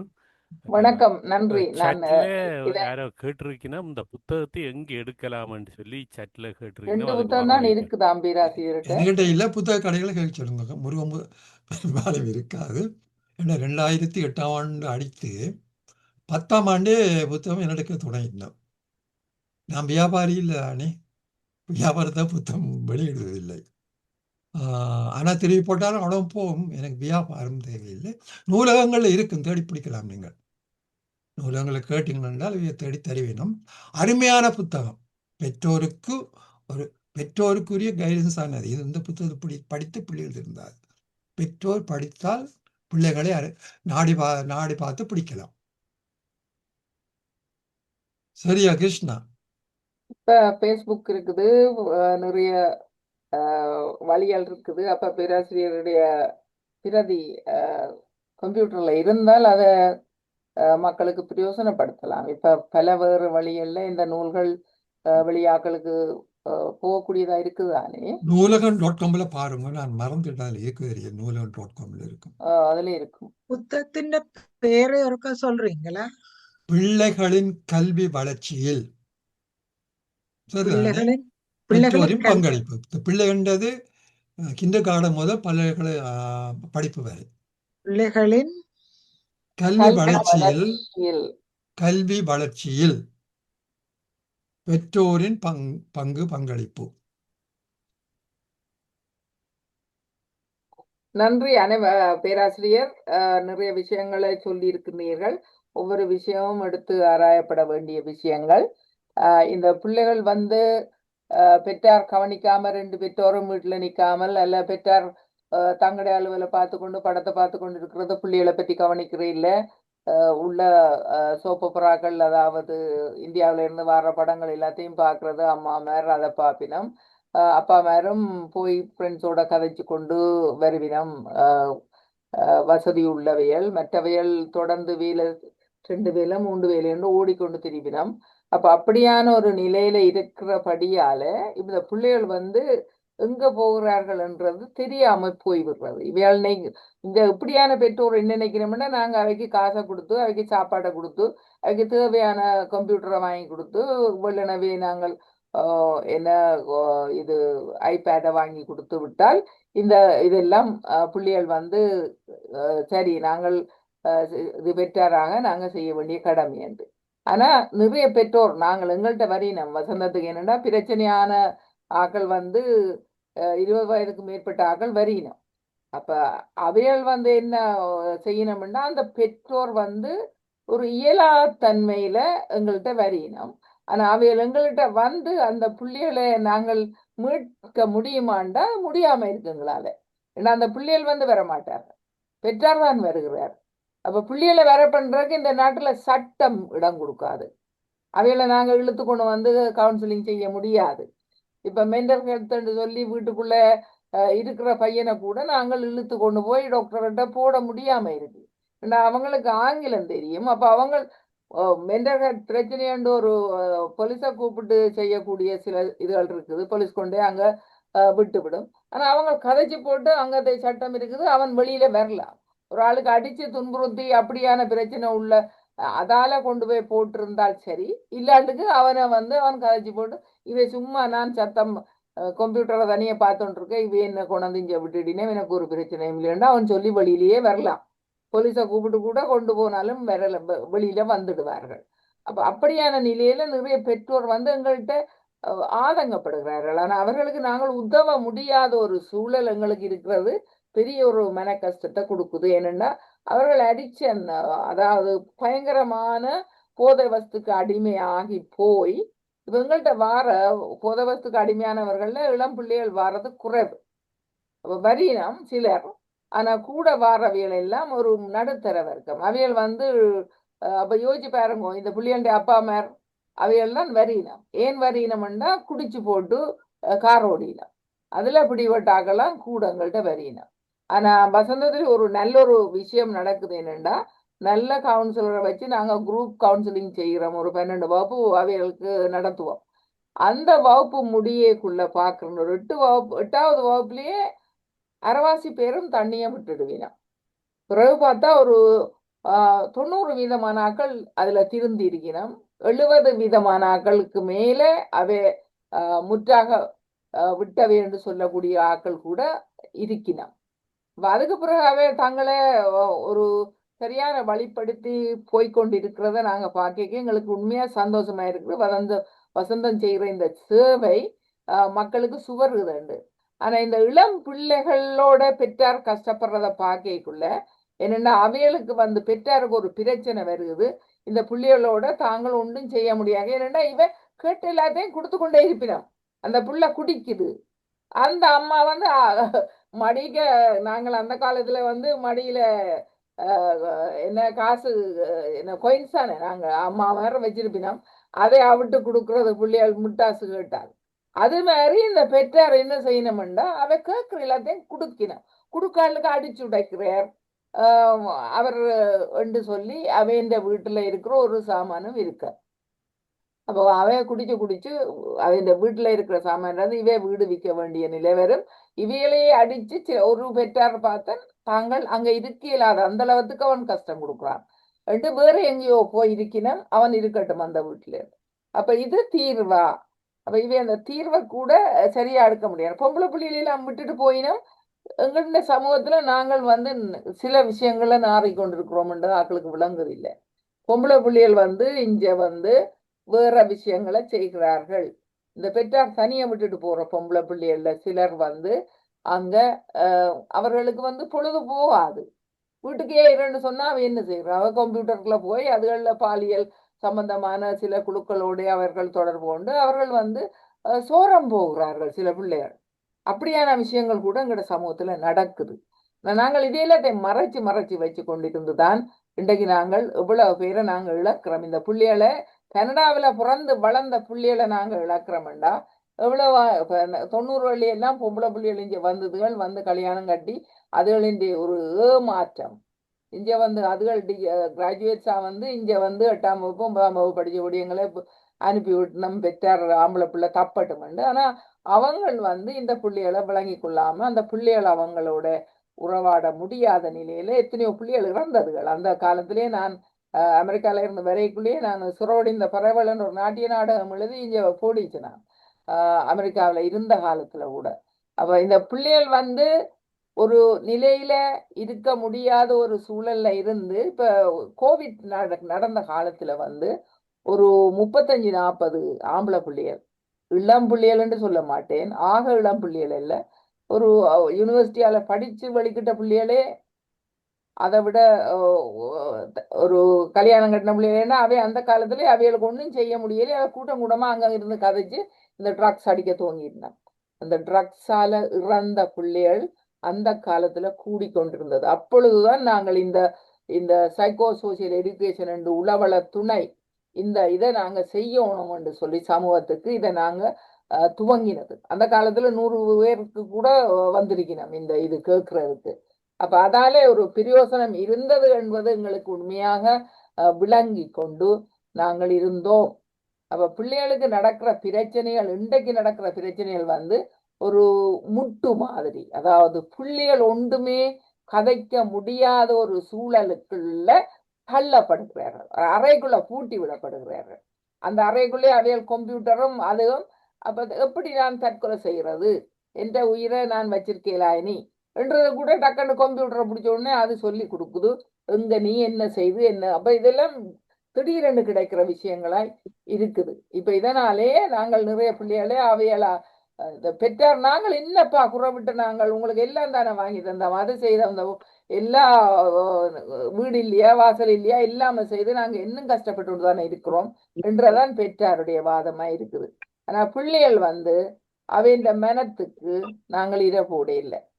நாங்கள் அவைகளுக்கு அவையோட தேவைகள் சுத்த உள்ள தேவைக்கு பார்த்த மொழிய அவைகளை என்னென்று வளர்க்கணும், அவைகளுக்கு நாங்கள் என்ன செய்ய வேணும்ன்றதை பற்றி நாங்கள் அக்கறை எடுக்க இல்லை என்றத இப்ப அண்மையில நடந்து கொண்டிருக்கின்ற இந்த தற்கொலைகள் எங்கட சமூகத்துல நடக்கிற இளம் பிள்ளைகளை நாங்க அநியாயமா இழந்து கொண்டிருக்கிறதுக்கு எங்களுடைய பெற்றோர் அவர்களை உரிய வழியிலே வழிநடத்த மறந்து விட்டார்கள், தவறிவிட்டார்கள் என்பதை நாங்க நிச்சயமாக ஒப்புக்கொள்ளவே வேண்டும். ஆகவே இப்பொழுது உங்களுடைய நேரம். நான் அந்த பேர் எழுத தெரியாத பிள்ளை அப்படியே வச்சிருப்பினும் நான் சொல்ல இல்ல. நான் சொன்ன என்னன்னா கிண்டர் கார்டன்ல இருந்து கிரேட் 8 வரைக்கும் ஃபெயில் விடாத பிள்ளை. இப்ப 2ஆம் வகுப்புல படிக்கிற பிள்ளைக்கு பேர் எழுத தெரியாத ஒரு சூழ்நிலையில எக்ஸ்ட்ரா சப்போர்ட் கொடுக்க டீச்சர்ஸ் ஓமன்னு சொல்லிக்க பெற்றார் ஓம்படை இல்லைன்றதான் நான் குறிப்பிட்டேன். அப்ப அந்த 2ஆம் வகுப்பிலேயே பேர் எழுத தெரியாதுன்னு சொன்னா 8ஆம் வகுப்பு வரும் வரைக்கும் அவை கூட்டி கொண்டே போவினும். ஏனென்றா அங்க பாஸ் பெயில் போடுறது இல்ல. ஹை ஸ்கூலுக்கு போகதான் 50 மார்க்ஸுக்கு குறைய எடுக்க அந்த பிள்ளை ஃபெயில் பண்ணப்படும். அப்ப 2ஆம் வகுப்புல பேரெழுத தெரியாத நிலைமையில இருக்கிற பிள்ளைக்கு மேலதிகமான உதவி வேணும் என்று சொல்றது ஏன் பெற்றோர் ஏற்றுக்கொள்ளினும் இல்லைன்றதான் நான் சொன்னேன். அவை தொடர்ந்து படிக்கலாம், ஸ்பெஷல் கிளாஸுக்கு அவைக்கு போக வேண்டி வரும். அதை பெற்றோர் அதை விரும்பி கொள்றேன் இல்லையா, தங்கட பிள்ளை படிப்பு குறைவு என்று மற்றவை நினைச்சிட்டு வினமண்ட அந்த எண்ணம். அதோட அவை சொல்ற ஒரு காரணம் நாங்க டியூஷன் கொடுப்போம், எங்களுக்கு இந்த வகுப்புகள் தேவையில்லைன்னு சொல்லி. அது அந்த பிள்ளைக்கு என்ன தேவைன்றத அறியக்கூடிய சூழ்நிலையில இருக்கிறது ஆசிரியரே தவிர வெளியில இல்லைன்றத அந்த பெற்றோர் விளங்கி கொள்ளவில்லை. அதை விட மிக முக்கியம், அந்த பேரண்ட்ஸ் மீட்டிங்குக்கு அம்மா அப்பா 2 பேரும் பார இல்ல, ஒரு காலமும் பார இல்ல. அம்மா சொல்லிட்டு போவா, நான் அப்பாட்ட கேட்டுட்டு உங்களுக்கு பதில் சொல்றேன்னு சொல்லி. அப்படி கேட்டுட்டு அவை பதிலே சொல்ல ஆயுதம். நிறைய பள்ளிக்கூடங்கள்ல இந்த மாதிரியான பிரச்சனைகள் இருக்குது. பிள்ளைகள் நிறைய பாதிக்கப்பட்டு கொண்டிருக்கணும். அதனால இந்த பிள்ளைகள் தனிமைப்படுத்தப்படுகிறோம். அதைத்தான் சொன்னேன். ஒரு இடத்துல இந்த நாட்டுல ஃபெயில் என்ற சொல்லுக்கு இடமில்லை 8ஆம் வகுப்பு வரும் வரைக்கும். பேராசிரியர், நீங்கள் சொல்ல வேண்டியதை சொல்லுங்க. இன்னொரு ஆள் யார் கேட்ட கேள்வி? கருணாநிதி ஐயா ஏதோ சொன்னவர், அதை விட பழனிசாமி ஐயா சொன்னார். எனக்கு அவர் என்ன கேட்டாருன்னு கவனிக்கல. அந்த கேள்வியை திருப்பி கேட்டா நான் சொல்லும் போது இல்ல, இந்த பிள்ளைகளை எல்லாம் டெக்ஸ்ட் பண்ணி கொண்டு இப்ப வடிவா உலகப்படுத்தினேன் டெக்ஸ்ட் பண்ணி கொண்டு இருக்கிறத பற்றி. அதாவது ஒரு வளர்ந்த பிள்ளை, இப்ப வளர்ந்த பிள்ளை டெக்ஸ்ட் பண்ணி வரக்குள்ள 1ஆம் 4ஆம் 5ஆம் வகுப்புள்ளே தொடங்கிடும் டெக்ஸ்ட் பண்ண. சரிதானே? அந்தரங்கமான டெக்ஸ்டுக்கு போயிருக்கணும். அப்போ அதுகளை நாங்கள் கண்டுபிடிக்க வேணும். இந்த பிள்ளை அது காரணம்னா பிள்ளை தனியே இருக்குன்னு அர்த்தம். பிள்ளை தனியே இருக்கிறது. மற்ற எத்தனை பெற்றோர் தங்களோட பிள்ளைகளோட இருந்து கதைக்கணும்? இதை கேள்வியே பெற்றோர்மா கேட்டுக்கொள்ள வேணும். தங்களோட பிள்ளைகளோட இருந்து கதை, ஒரு நாளைக்கு அரை மணித்தியலமாக இருந்தாலும் இருந்து கதைக்கிறீங்களோ, சாப்பிட்ட பிறகோ அல்லது பின்னேரங்களிலோ இருந்து கதைத்தால், மனம் விட்டு பேசினால், அது வழக்கமாக இருக்கும். மனம் விட்டு பேசினால் அங்கே ஒளிவு மறைவுக்கு இடம் பெறாது. மற்ற டெக்ஸ்டிங் அது எவருமே கண்ட்ரோல் பண்ண முடியாது. அவையே சாப்பிட்டு கொண்டு இருக்கக்குள்ளேயே கடை தாட்டி விடுக்கணும், உங்களுக்கு தெரியாது. அங்கிருந்து பதில் வேறு என்ன செய்கிறா, சாப்பிட்றேன், என்ன சாப்பிட்றா, இது சாப்பிடுவேன். இது சின்ன கேள்விகள்.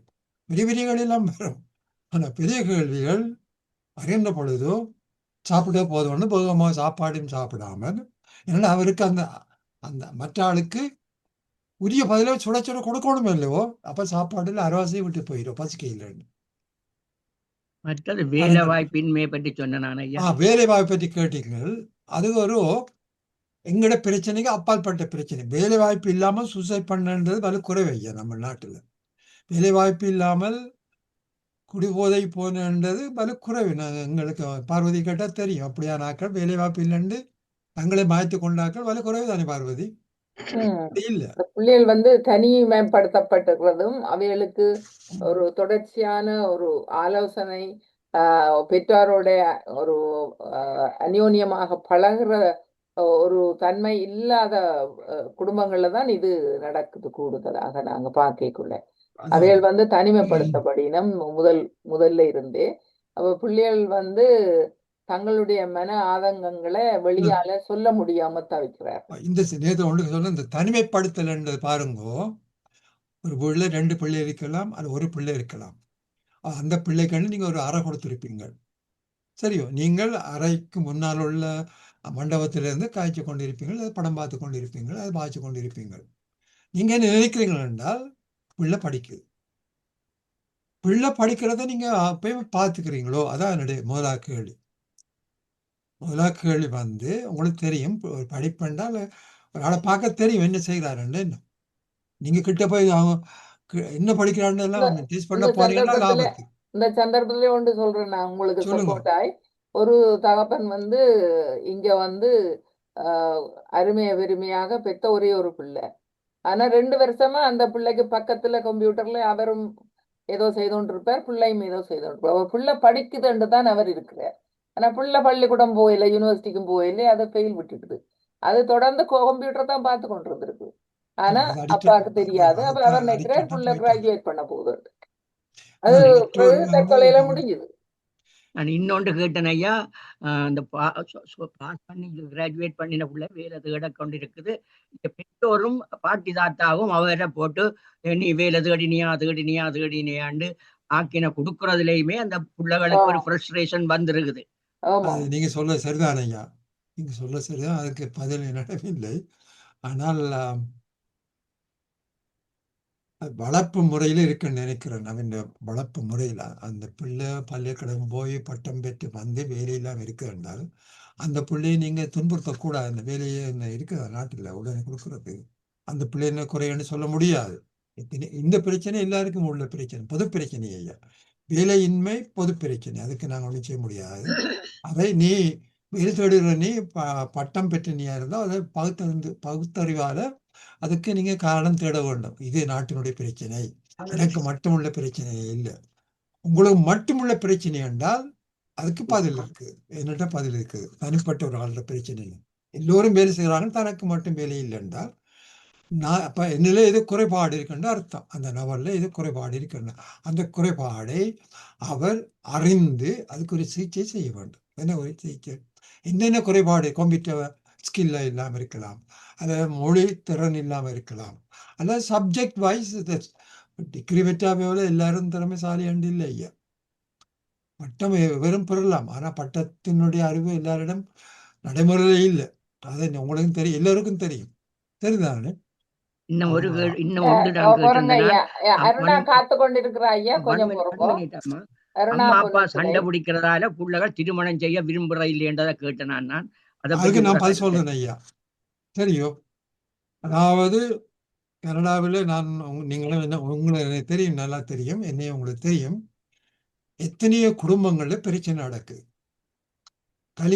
தன்னை மகளுக்கோ மகனுக்கோ கல்யாணம் பேசினோம், ஆனா பிள்ளைகளுக்கு விருப்பம் இல்லை. காரணம் நீங்க சொன்ன காரணம், நாங்கள் கல்யாணம் செய்தால் டிவோர்ஸ் தான் எடுக்க வேணும், உங்களை போல ஈடுபட மாட்டோம் என்ற பதில பிள்ளை சொல்லுகிறோம் பெற்றோருக்கு. நாங்கள் ஈடுபடுவோம், அதாவது நீங்கள் ஈடுபடுறீங்கள், நாங்கள் ஈடுபட மாட்டோம், வெட்டிட்டு போயிடுவோம் என்று சொல்லிடுறேன். இதான் நடக்குது. சரி, அதுக்கும் பதில் இல்லை எங்கள்கிட்ட. என்கிட்ட பதில், என்னிடம் பதில் இல்லை. பெற்றார் வளர்த்து விடணும். அப்படி என்ன பெற்றார் இன்ஜினியரும் டாக்டரும் இன்ஜினியரும் அக்கௌண்டனும் தான் எங்களோட வீட்டுல இருக்கணும். இலங்கையில நினைச்ச மாதிரி புள்ளிகளை போட்டு இங்கேயும் அதே பிரச்சனையை கொடுத்து கொண்டிருந்தா பெற்றார் இந்த சமூகத்தை விளங்கி கொள்ளினம் இல்லை. கல்வி சமூகம் கனடாவில் இருக்கிற கல்வி சமூகம் பிறந்தது, அதை அவை விளங்கி கொள்ளுறோம் இல்லைன்றதுதான் அதனுடைய அர்த்தம். அதால பிள்ளைகள் சபை பண்ணினம் என்ன பெற்றோர் சபை பண்றையில அவியலே எந்த வேலை என்னன்னா முதல்ல உள்ளுக்குள்ள போகணும். ஆனா அந்த யூனிவர்சிட்டிக்கு போட்டு வந்தாக்கள் அப்படி போறீங்க. என்ன நாகேஸ்வரி நீங்க அக்செப்ட் பண்றீங்களா? எல்லாம் அவியல் டக்குன்னு எந்த வேலைக்கும் போக மாட்டேனா. காலேஜ்ல படிச்ச பிள்ளைகள் டக்குன்னு எந்த வேலைக்கும் போயிட்டு ஓகே அப்படி சொல்ல முடியாது. எல்லா யூனிவர்சிட்டியில படிச்ச பிள்ளைகளும் சிலர் போகிற வேற வேலைகளுக்கு. ஆனா பெற்றார் வந்து புஷ் பண்ணி இந்தா என்ற பிள்ளை கரிபியன்ல போயிருந்தாலும் மெடிசின் செய்துதான் வரணும் ஏன்னா அந்த பிள்ளைய வந்து நாங்கள் அதை எங்க கல்யாணத்துக்கு நீங்க கொண்டு போய் தள்ள போறீங்க. அந்த பிள்ளை வந்து படிப்புன்னு தொடர்ச்சியாக இங்கே ஒரு டிகிரி செய்து அப்புறம் கரிபியனுக்கு அதுக்கு காவல் காத்து அப்புறம் அதுக்கு லோன் எடுத்து கடன் எடுத்து அங்க கரிபியன்ல போய் படிச்சுட்டு வந்தால் இங்க வந்து நேரம் எடுக்க மாட்டினோம். அப்ப அந்த பிள்ளைகள் எல்லாம் அமெரிக்காவில் தேடிக்கொண்டு இருக்குது பிளேஸ்மெண்ட்டுக்கு. அப்புறம் இங்க வந்து அதுகளுக்கு பிளேஸ்மெண்ட் கிடைக்குது இல்லை லேசில. அப்ப அந்த பிள்ளைகளுக்கு பெரிய விரக்தி என்ன அந்த பிள்ளைகளுக்கு அதை பற்றி. ஆனா இங்க அட்வர்டைஸ் பண்ணி காசு அந்த கரிபியன்ல இந்த ஸ்கூல் திறமை இருக்கு, அதுக்கு நாங்கள் என்ன அட்மிஷன் எடுத்து தருவோம் அதுன்னு சொல்லி காசு உழைக்கிறவ இங்க நல்ல வடிவ அட்வர்டைஸ்மெண்ட் போடினோம். ஆனா அந்த பிள்ளையோட வாழ்க்கை எத்தனை அந்த பிள்ளைகள் வந்து எல்லாம் செய்து முடிய 35-40 வயது ஆகுது. அதுக்கு பிறகு கல்யாணம் பண்ண இல்லையேன்னு நாங்கள் அதுகளை திட்டி கொண்டு இருக்கிறோம். என்ன நாங்களே அதுகளுக்கு ஆப்பு வச்சுட்டு இல்ல. இப்ப எங்கட நாட்டிலே எல்லாம் பார்வதி அக்கா 5 வருஷம் தான் டாக்டருக்கு படிக்கிறது. சரியோ, 3வது வருஷமே அவ ஓட்டுக்கு போய் அசிஸ்டண்டா நின்று பார்த்து. இங்க அப்படி இல்லை, 7 வருஷம்.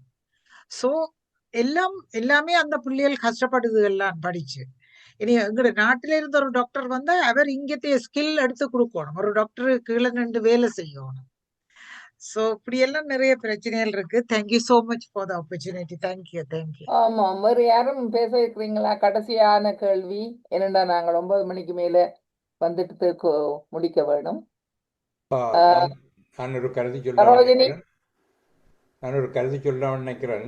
உண்மையில இப்ப உங்களோட பேரை சொல்லுங்க. சிவபாலக வைக்கிறேன். ஓகே.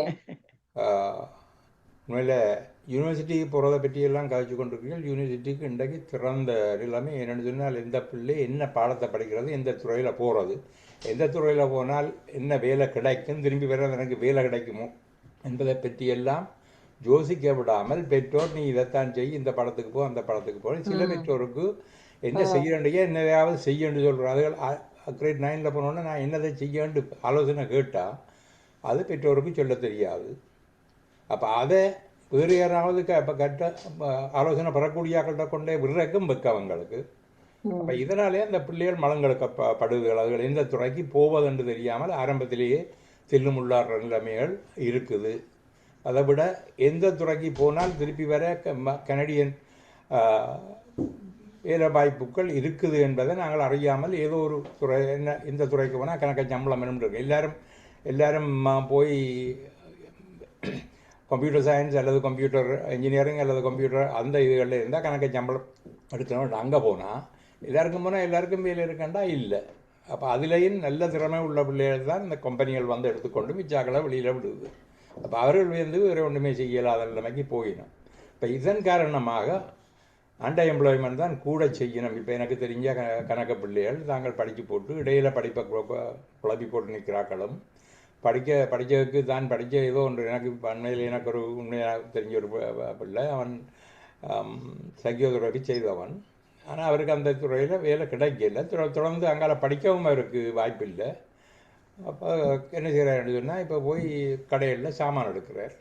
அப்போ இப்படியான நிலைமைகள் பிள்ளைகளை ஒரு பிரச்சனைக்கு கொண்டு போகுது. அது எங்களோட பெற்றோருக்கு பிள்ளைகளை எப்படி வழிநடத்துறது என்ற அந்த அடிப்படை தன்மைகள் இல்லாததான் மிக முக்கியமான காரணம். இந்த வழிநடத்துகின்ற அடிப்படை இந்த பெற்றாரியம் என்பது எங்கள்கிட்ட இல்லை. அது ஆரம்ப வகுப்பிலிருந்து பிள்ளைகளை எப்படி கொண்டு வர வேண்டும், பிள்ளைகளுக்கு ஈவன் ஓட்டிசம் பற்றி பேசுகிறோம். ஓட்டிசம் எப்படியான சாப்பாட்டை பிள்ளைகளுக்கு கொடுத்தா ஓட்டிசம் வரும் என்பதையும் நாங்கள் படிக்கிறோம். ஆனால் அதை பற்றி பெற்றோர் அக்கறை இல்லை. இந்த பிள்ளை நல்லா சாப்பிட்டா நல்லா படிக்கும், நல்லா வரும்னு சொல்லி போட்டு திணிக்கிறது. சாப்பாடு கொடுக்கறது இல்லை, சாப்பாட்டை திணிக்கிறது குழந்தை பருவத்திலே. அப்போ அந்த பிள்ளை இந்த குடல் எல்லாம் பெருத்து அதுக்கு நெடுகளுமே சாப்பாடு தேவையாக இருக்குது. அப்போ அதுக்கு கொடுக்கப்படுகின்ற மாப்பண்டங்கள் அதன் மூல வளர்ச்சியை குறைக்குது என்றது விஞ்ஞானபூர்வமாக கண்டறியப்பட்ட விடயம். இதுதான் ஓட்டிசத்துக்கு மிக முக்கியமான ஒரு காரணம். அப்போ இதுகளை பெற்றோர் அறிந்து கொள்வது இல்லை. பெற்றோருக்கு அதை பற்றிய பெற்றோரியம் என்ற அந்த தன்மைக்குள்ளே போய் சொல்கிறதுக்கு நேரமும் இல்லை. 2 பேரும் வேலை செய்யணும், பெரிய வீடு வாங்கணும், நல்ல கார் வாங்கணும். இதுதான் இப்போவும் எங்களுடைய எண்ணங்களாக இருக்குது. வந்த காலத்திலிருந்து இப்போவும் இந்த எண்ணங்களோட இருக்கிறோம்னு சொன்னால் என்னுடைய ஒரு படித்த ஒரு மாணவன் சொன்னால் எங்கள்கிட்ட இன்ன கார் நிற்கணும், அந்த காரனை பேரே தெரியல. அப்படியான ஆட்டிடியூட்டை அல்லது மென்டாலிட்டியை வளர்க்குறது பெற்றோர் தான். இப்போ பெற்றோர் வளர்த்து விட்டுட்டு அப்புறம் கடைசியில் இந்த பிள்ளைகள் இப்படியா போச்சுது. மற்றது என்ன பண்ணும், மிகவும் சொப்ஸ்டிகேட்டடாக இன்றைக்கு பேசக்கில் பேராசிரியர்னு சொல்லியிருந்தார், நாகேஸ்வரின்னு சொல்லியிருந்தார். மிக சொப்ஸ்டிகேட்டடாக வளர்க்குறோம், தேவையான எல்லாத்தையும் வாங்கி கொடுக்குறோம். பிள்ளைகளுக்கு கஷ்டங்கள் என்றது தெரியாமல் நாங்கள் படிக்கிற காலத்தில் நாங்கள் பட்ட கஷ்டங்கள் கொஞ்சம் நஞ்சல்ல எங்களுக்கு தெரியும், எங்கிட்ட பெற்றார் என்னத்தை கஷ்டப்பட்டார்கள். ஆனால் இங்கே பெற்றோர் பிள்ளைகளுக்கு கஷ்டத்தை காட்டாமல் வளர்க்க பார்க்கணும். தங்களோட கஷ்டங்களை தாங்கள் நித்திர முழிக்கணும், தாங்கள் போய் கஷ்டப்படுறோம். எனக்கு தெரிஞ்ச ஒருவர் இந்த வீல்ரான்ஸ் ஓடுறார். அப்போ தனக்கு வீல்ரான்ஸ் ஓடைக்குள்ள சில வேளையில் குமட்டி வைத்த பிரேட்டர் அளவுக்கு கூட இருக்கும். என்ன செய்கிறது, கஷ்டப்பட்டு உழைக்கணுமெண்டாக்காக பிள்ளைகளுக்காக உழைக்கிறேன்னு சொல்கிறார். இப்போ இப்படியான நிலைமைகள் பெற்றோர் அந்த பிள்ளைகளுக்கு பெற்றோர் சொல்லிக் கொடுக்க வேணும். இன்ன பிரச்சனைகளை நாங்கள் எதிர்கொள்கிறோம், என்னென்ன மாதிரி எங்களுக்கு காசுக்கு வசதியில் என்றால் அந்த பிள்ளை உங்கள்கிட்ட காசுக்கு கூச்சப்படும், கண்டபாட்டில் செலவழிக்க வராது. இது நீங்கள் கேட்குற எல்லாத்துக்கும் ஒன்றுக்கும் இல்லாமல் அழி கொடுத்தா அந்த பிள்ளை என்ன செய்யும், தனக்கு நன்றாக உழைக்கணும், எங்களுக்கு காசு இருக்குதுன்னு நினைச்சு கொண்டு செலவழிக்கிறதுக்கும் நண்பர்களோடு சேர்றதுக்கும் இந்த பிய ப்ரெஷருக்குள்ள மாட்டுப்படுறதுக்கும் பிள்ளைகள் மிக முக்கியமான காரணம். அது ஒரு காரணம். இப்போ இதுகளை எல்லாத்தையும் எங்கே பிள்ளைகள் எப்படி பெற்றோர் எப்படி வழி நடத்தப்பட வேணும் என்றதில் நாங்கள் மிக முக்கியமாக அதை கவனிக்கிறோம் இல்லை. ஏனென்றால் அதுக்குரிய வகுப்புகள் பல பாடசாலைகள்லையும் பெற்றாருக்கான வகுப்புகள் இருக்குது, பெற்றாருக்கான வகுப்புகள் இருக்குது. ஒருவருமே அதை ஃபாலோ பண்ணுறோம் இல்லை, பங்கு பெற்றோம் இல்லை. இப்போ 1-2 பேர் தங்களோட பிள்ளைகளுக்கு பின்னால் விரும்பி செய்கிறவ. நான் இன்றைக்கு ஒரு லோயராக இருக்கிற ஒரு பிள்ளை பற்றி சொல்லலாம் உங்களுக்கு. கிரேட் 1ல் அந்த பிள்ளை வீட்டை ஹோம்ஒர்க்கே கொண்டு போகிறதில்ல. ஏன்னா வீட்டை கொண்டு போனால் அம்மா ஹோம்ஒர்க்கை சொல்லுவா, டிவி பார்க்கலாது. அப்போ என்ன செய்கிறா, அவன் ட்ராயர்களில் மேசைக்கு கீழே எல்லாத்தையும் செருகி போட்டு போடுவான். அப்போ கொஞ்ச நாள் போக அந்த பிள்ளைன்ற தாய் போய் அங்கே ஒரு ஹோம்ஒர்க் நீங்கள் கொடுக்குற இல்லையான்னு கிளாஸ் டீச்சரை கேட்டிருக்கிறான். அடிக்கடி போய் கேட்டிருக்க வேண்டிய விஷயம் அவள் கேட்கல. பிறகு ஒரே ஒரு ஆள் சொல்லித்தான் போய் அவள் கேட்டா இங்கே என்னை கேள்வி உங்களை தந்த வகுப்புகள் எல்லாம் எடுத்துட்டு நாங்கள் கொண்டு சொன்னால் மேசைகளால் வருது 50-60 பேப்பர். இப்போ அங்கே இருக்குது 4ஆம் பெற்றோர் சின்ன பிள்ளைகளில் இப்போ மேல் வகுப்பில் போய் டீச்சர்ஸோடையோ கைடன் கவுன்சிலரோடையோ பெற்றோர் கைடன் கவுன்சிலரோட கதைக்கலாமல் நான் கதைக்கிறதுக்கும் அது 16 வயதுண்டா உங்களுக்கு அந்த ரைட்டே கிடையாது. அப்போ அந்த நிலையில் அந்த பிள்ளைகளோட கட்டாயம் டீச்சர்ஸோட நெடுகளும் கனெக்ஷன் இருக்க வேணும். டீச்சர்ஸ் என்ன சொல்லணுமோ அதை நாங்கள் அதை ஏற்றுக்கொள்ளணும். அந்த பிள்ளைகளுக்கு இன்ன பிரச்சனை, இந்த பிள்ளை இன்ன பாடத்துலேன்னு. இப்போ நாங்கள் சில பள்ளிக்கூடங்களுக்கு சில பிள்ளைகளை அனுப்புவோம் ஏதோ எக்ஸலன்ட்னு சொல்லி, அது ஒரு பாடத்தில் மட்டும்தான் எக்ஸலண்ட்டாக இருக்கும். மற்ற பாடங்களில் அதை சமப்படுத்துவதற்காக சில பாடத்திற்கு அது எங்கள்கிட்ட பெற்றோருக்கு விளங்குறதில்லை. மற்றல நல்ல கட்டிக்காரனாக இருப்பான், மற்ற பாடங்களில் மிக மோசமாக இருக்கும். அவை இதை பேலன்ஸாக கொண்டு வரத்துக்குரிய நிலைமை கல்வி திணைக்களத்தால் தெரிவு செய்யப்பட்ட சில பாடசாலைகள்லாம் இருக்குதுன்னு சொல்லி அதுக்கு மாற்றி அனுப்பிவினோம். அதை மாற்றி அனுப்பினா அவள் எந்த பிள்ளை அங்கே ஒரு நல்ல பெரிய பள்ளிக்கூடத்தில் படிக்குதுன்னு சொல்லணும். இப்போ பழனியை சொன்னாரே அது யூனிவர்சிட்டி போக இல்லை, படிக்க இல்லையான்னு. அதான் இதுதான் காரணம். ஏன்னா ஒரு பாடத்தில் மட்டும் அந்த பிள்ளை நல்லா வந்தால் போல் சரி வராது. இப்போ அது இரண்டால் போய் யூனிவர்சிட்டிக்கு போயிட்டு அந்த நல்ல பாடசாலையில் போயிட்டு அது நல்ல பாடசாலை என்று சொல்கிறதுக்கும் இல்லையே. என்னென்னு சொன்னால் அது அந்த பிள்ளைன்ற கல்வி தரத்தை பேலன்ஸ் பண்ணுறதுக்குரிய ஒரு கல்வியைத்தான் அங்கே கொடுக்குறதுக்குரிய மிக முக்கியமான திட்டம் இந்த கல்வி திட்டத்தில் இருக்குது. அப்போ அதுகளை நாங்கள் அறிந்து கொள்றதில்லை, எங்களுக்கு நேரமும் இல்லை, பிள்ளைகள்கிட்ட கல்வி என்ன நடக்குதுன்னு தெரியறதில்லை. மற்றது எனக்கு ஒரு நல்ல ஒரு அனுபவம், இந்த கோவிட் டைம் ஆன்லைனில் கல்வி நடக்கல, கம்ப்யூட்டர் பழைய கம்ப்யூட்டரை வாங்கி கொடுத்துட்டு அந்த பிள்ளைகளுக்கு அந்த கம்ப்யூட்டர் அடிக்கடி நின்றுடும், ஒன்றும் படிக்கிறாது. பிறகு எங்கே என்ன நடக்குதுன்னு சொன்னால் நான் என்னுடைய இந்த அவள் படம் பார்க்குறதுக்கு வச்சுக்கிற ஒரு ப்ளே புக் கொண்டு அதை கொடுத்த நான் அதை அப்போ அங்கே பிள்ளைகளுக்கு வசதி இல்லை, தங்களுக்கு ப்ளே புக் வேணும், என்ன சீரியல் பார்க்குறது. இப்போ அப்படியான பெற்றோர்கள் நம்ம மென்டாலிட்டி இருக்குமே இருந்தால் எப்படி பிள்ளைகள் முன்னுக்கு வர முடியும்? அப்போ இந்த நிலைமைகள் எல்லாம் நாங்கள் பெற்றோருக்கு மிக ஆரம்பத்தில் பாலசுந்தரம் அவர்கள் சொன்னது போல் கனசமய மாஸ்டர் கேட்கல நாங்கள் எல்லோரும் போய் சில பாடசாலைகளில் பெற்றோருக்கு என்னென்ன செய்ய வேணும் அப்படின்னு சொல்லி சில வகுப்புகள் எடுத்த நாங்கள். அப்போ அந்த வகுப்புகளில் என்னென்ன எப்படி அந்த நேரத்தில் பெற்றோர் அதை உணர்ந்து கொண்டு செய்தவை. இப்போ இருக்கிற பெற்றோர் வேறு.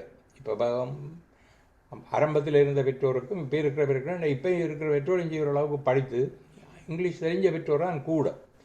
ஆனால் அதுக்காக அடிமையாகி இப்போ ட்ரக்ஸுக்கோ அல்லது அல்கோஹோலுக்கோ அடிமையாக இருக்கிற பெற்றோர்களுக்கு நாங்கள் ஒன்றுமே செய்யலாத அவர்களை திருத்தி எடுக்கிறது மிக கஷ்டம். அது நான் நினைக்கிறேன் வசந்தம் போல் சில இடங்களில் 1-2 வந்து போனால் சரி. ஆனால் அங்கே வசந்தத்தில் போய் நீங்கள் பார்த்தீங்கன்னு சொன்னால் ஒவ்வொரு நாளும் வந்து சாப்பாட்டுக்காக நிற்கிறார்கள்ல தமிழாக்கெல்லாம் கூடவாக கிடக்கு பார்க்கல.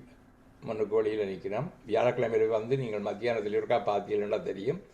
நான் ஒரு நாள் சாமான் வாங்குறதுக்கு தண்டியில் எடுத்துக்கணும்னா உங்கள் சாப்பாடு வாங்குறதுக்கு வரும் போகிறாருண்டு எந்த காதல விழாவே அங்கால நின்று சொல்லுவேன் மக்கள். நான் கேட்டுக்கொண்டு நான் அங்கால அப்படியே நான் ஒரு கதையும் கதைக்கல போனான். அப்போ எங்களோட மென்டாலிட்டியும் எங்களோட நோக்கங்களும் எங்களோட நிலைமைகளும் தான் உண்மையிலே எங்களோட பிள்ளைகளை இவ்வளோ தூரத்துக்கு கொண்டு போகுது.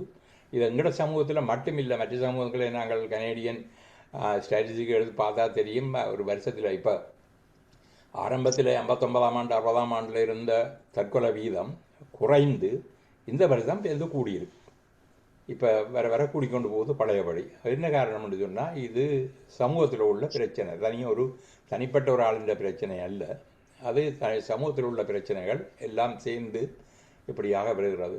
இப்போ சில கணக்க சொன்னிகள் ஒரு டாக்டர் இருந்தது அதற்கொலை செய்தார். மற்றது இது எல்லாம் டிப்ரெஷன், மற்றது மென்டாலிட்டி, சமூக நெருக்கடைகள், பெற்றோருடைய நெருக்கடைகள் எல்லாம் காரணமாக. இப்போ அண்மையில் என்னட்ட தமிழ் படித்த பிள்ளை தகப்பன் என்ற ஊரில் என்ற ஸ்டூடெண்ட் அப்படி இருந்து வேறு தற்கொலை செய்திருக்கிறார். ஏனென்றது தெரியாது. ஏனென்றா அவைக்கு உள்ள அந்த மென்டல் டிப்ரெஷன் அல்லது நெருக்கடைகள் என்ன என்பதை பெற்றார் உணர்ந்து கொள்ளாதான் மிக முக்கியமான காரணம். ஏனென்றால் அவைக்கு நேரமும் இல்லை, அவையோட மனம் விட்டு பேசுகிறதுக்கு டைமும் இல்லை, டைம் ஒதுக்குற இல்லை. பிள்ளைகள் படிக்கிறதுகள் அறைக்குள்ள பேராசிரியர் அறைக்குள்ள இருந்தால் அவை திரும்பி பார்க்குறதில்ல, பிள்ளை படிக்குதுன்னு யோசிச்சு கொள்வது. ஆனால் பிள்ளை என்ன செய்யுதுன்றது யாருக்கும் தெரியாது. அப்போ அந்த நிலைமைகள் அடிக்கடி அதிகமாக இந்த கம்ப்யூட்டரை வகுப்பறைகளுக்கு இந்த ரூமுகளுக்கு வைக்காமல் ஹோலுக்குள்ளே வச்சுட்டு உங்களோட கண்காணிப்பில் அந்த பிள்ளை இருக்குமே இருந்தால் நீங்கள் பார்க்குறீங்கன்னுட்டு ஒன்றும் செய்யாமல் ஏதோ படிக்கிறத படிக்கக்கூடியதாக இருக்கும். நீங்கள் அறைக்குள்ளே விட்டு அறையையும் பூட்டி விட்டா என்னடா உங்களோட சத்தம் போகக்கூடாது, நீங்கள் படம் பார்க்குறதோ உங்களோட டிவி பார்க்குறதோ உங்களோட சத்தம் பிள்ளைகளுக்கு போகக்கூடாதுன்னு நீங்கள் நினச்சி கொண்டு பூட்டி விட்டால் பிள்ளைகள் விரைவெல்லாம் செய்வார்கள். அது வடிவாக விளங்கப்படுத்தின பேராசிரியர் எல்லாம் வடிவாக அதை பற்றி எல்லாம் விளங்கப்படுத்தினார். ஆனால் இதை விட இப்போ கணக்கு அனுபவங்கள் இருக்குது. இது இப்போ சொல்கிறதுக்குரிய நேரமும் இல்லை. ஆனால் இதுக்கு என்ன செய்கிறேன்னு சொன்னால் இப்போ எப்படி பூனைக்கு மணி கட்டுறன்றது தான் இப்போ பிரச்சனை. என்னென்னு சொன்னால் எங்கே பிழை இருக்குது, எப்படி அதை திருத்தலாம் என்பதை நாங்கள் ஏற்றுக்கொள்ள தயாரில்லை. பெற்றோராக நாங்கள் அதை ஏற்றுக்கொள்ள தயாரில்லை. என்ற பிள்ளைக்கு இப்படி படிப்பில் பிரச்சனை என்றதை மற்றவர்களுக்கு காட்டவோ சொல்லவோ நான் விருப்பமில்லை. இப்போ இந்த நிலை மென்டாலிட்டியில் தான் எங்களோட சமூகம் உண்மையில் இவ்வளோ தூரத்துக்கு பிள்ளைகள் கீழடைஞ்சு போகிறதுக்குரிய காரணம். சில பிள்ளைகள் யூனிவர்சிட்டி வரைக்கும் கவனமாக படித்து அங்கே போயினேன், யூனிவர்சிட்டி போனோன்னா வந்து மற்ற தலைகளாக போயிட்டு விட்டு வாராக்களும் இருக்கிறேன். அதே மாதிரி கீழ்வகுப்புகளில் மிக மோசமாக இருந்த பிள்ளைகள் மேலுக்கு வந்து நல்லாக படித்து வருகின்ற நிலைமைகளும் இருக்குது. அப்போ அந்த நிலைமைகள் என்னென்றால் எல்லாம் இந்த பிள்ளைகள நடத்தைகளில் ஏற்படுகின்ற மாற்றங்கள், பிள்ளைகள் பெற்றோர்களுடைய அணுகுமுறைகள், இதுகளை எல்லாம் சேர்ந்து தான் ஒரு பிள்ளையை வளர்த்தெடுக்குது. அதுக்கு தான் எங்களோட காலத்தில் சமூகம் ஒரு பிள்ளையை வளர்த்தெடுத்துன்னு சொல்கிறோம். இன்றைக்கு சமூகம் வளர்த்தெடுக்கிறன்றதை விட பாடசாலை வளர்த்தெடுக்குது. ஆனால் அந்த பாடசாலையில் பிள்ளைகள் எப்படி நண்பர்களை தேடிக்கொள்கிறார்கள். நாங்கள் பாடசாலைக்கு போகிறது மட்டுமில்லை, நாகேஸ்வரி சொன்ன நான் பாடசாலைக்கு போய் ஒன்றிய செய்தான் பிள்ளைகளுக்காக வேண்டும். அதே மாதிரி எல்லா பெற்றோரும் பின்னால் போக வேணும். தங்களோட பிள்ளைகளை போக வசதியில் இப்போ அவர் சொன்ன போல் ஒரு ட்ரிப்புக்கு போகணும்னு சொன்னால் எல்லா பெற்றோரும் அந்த ட்ரிப்பில் போகலாம். அது ஒரு பெற்றோருக்கு தான் ஒன்று அல்லது 2 பெற்றோர் பிரதிநிதிகளுக்கு தான் அங்கே இடம் இருக்குது. அப்போ அதுக்கு கூடிய அளவுக்கு என்ன நடக்குதுன்னு பெற்றோர்கள் தொடர்பு இருக்க வேண்டும். அந்த நெட்வொர்க் இல்லை எங்கள்கிட்ட. பெற்றோர்கள் மற்ற பெற்றோர்களோட தொடர்பு கொண்டு என்ன பாடத்தை படித்தா என்ன பாடம் இந்த பிள்ளைக்கு போகுது என்று அவருக்கு எது விருப்பமாக இருக்குது, இது அவருக்கு ஈஸியாக இருக்குன்ற இல்லை டாக்டரை தான் போகணும், இன்ஜினியராக தான் போகணும், ஐடியாக தான் போகணும்னு சொன்னால் அது ஒரு நாளாக நிறைவேற போகிறதும் இல்லை. அது பிள்ளைகளை நீங்கள் பான்களத்தில் விளக்கலாகத்தான் அமையும் என்றது என்னுடைய அனுபவம். நன்றி. நன்றி. இதுல கேள்வி ஒன்றும் இல்லாதபடியா அதுக்கு பதில் சொல்றதுக்கு இவர்களுக்கு வேறு யாரும் கேள்வி கேட்க இருக்கிறீர்களா? நாங்கள் கடைசி கேள்வியா அதை முடிக்க போறோம். கதிர் இருக்கிறீங்க, நீங்க ஒன்றும் சொல்ல காணையில. ஹலோ, நான் சாரதாக நான் வந்து உங்கள்கிட்ட ஒரு இது கேட்டேன். நான் 2 விவரம் கேட்டேன். நான் என்னென்ன சொன்னா, இந்த பிள்ளைகளோட தாய்மை பழகிறதுக்கான எப்படி பழகிறது அதன்றதை பற்றி ஏதாவது செமினார் தமிழில நடக்குதா இங்கே நன்றி. மற்றது பிள்ளைகளுக்கு சின்ன பிள்ளைகளுக்கு சேர்ந்து இந்த பொழுதுபோக்கு அவையோட இந்த ரீதியா அவைகளுக்கு பொழுதுபோக்குறதுக்கான இதுகள் இங்கே நடக்குதான்றது ஜாயின் பண்றதுக்காக சொல்ல போறீங்களாமா? இதுக்கு நீங்கள் நாகேஸ்வரிக்கு தெரிஞ்சிருக்கும் இது பற்றி. அப்படி சொல்ல முடியாத. ஆனா 5 வயசுக்கு உட்பட்ட பிள்ளைகளுக்கு இந்த ட்ராப்பிங் சென்டர் சொல்லி இருக்குது. அது தமிழ்ல இல்ல, இதுவரைக்கும் தமிழ்ல இல்ல. அது இருக்கும்.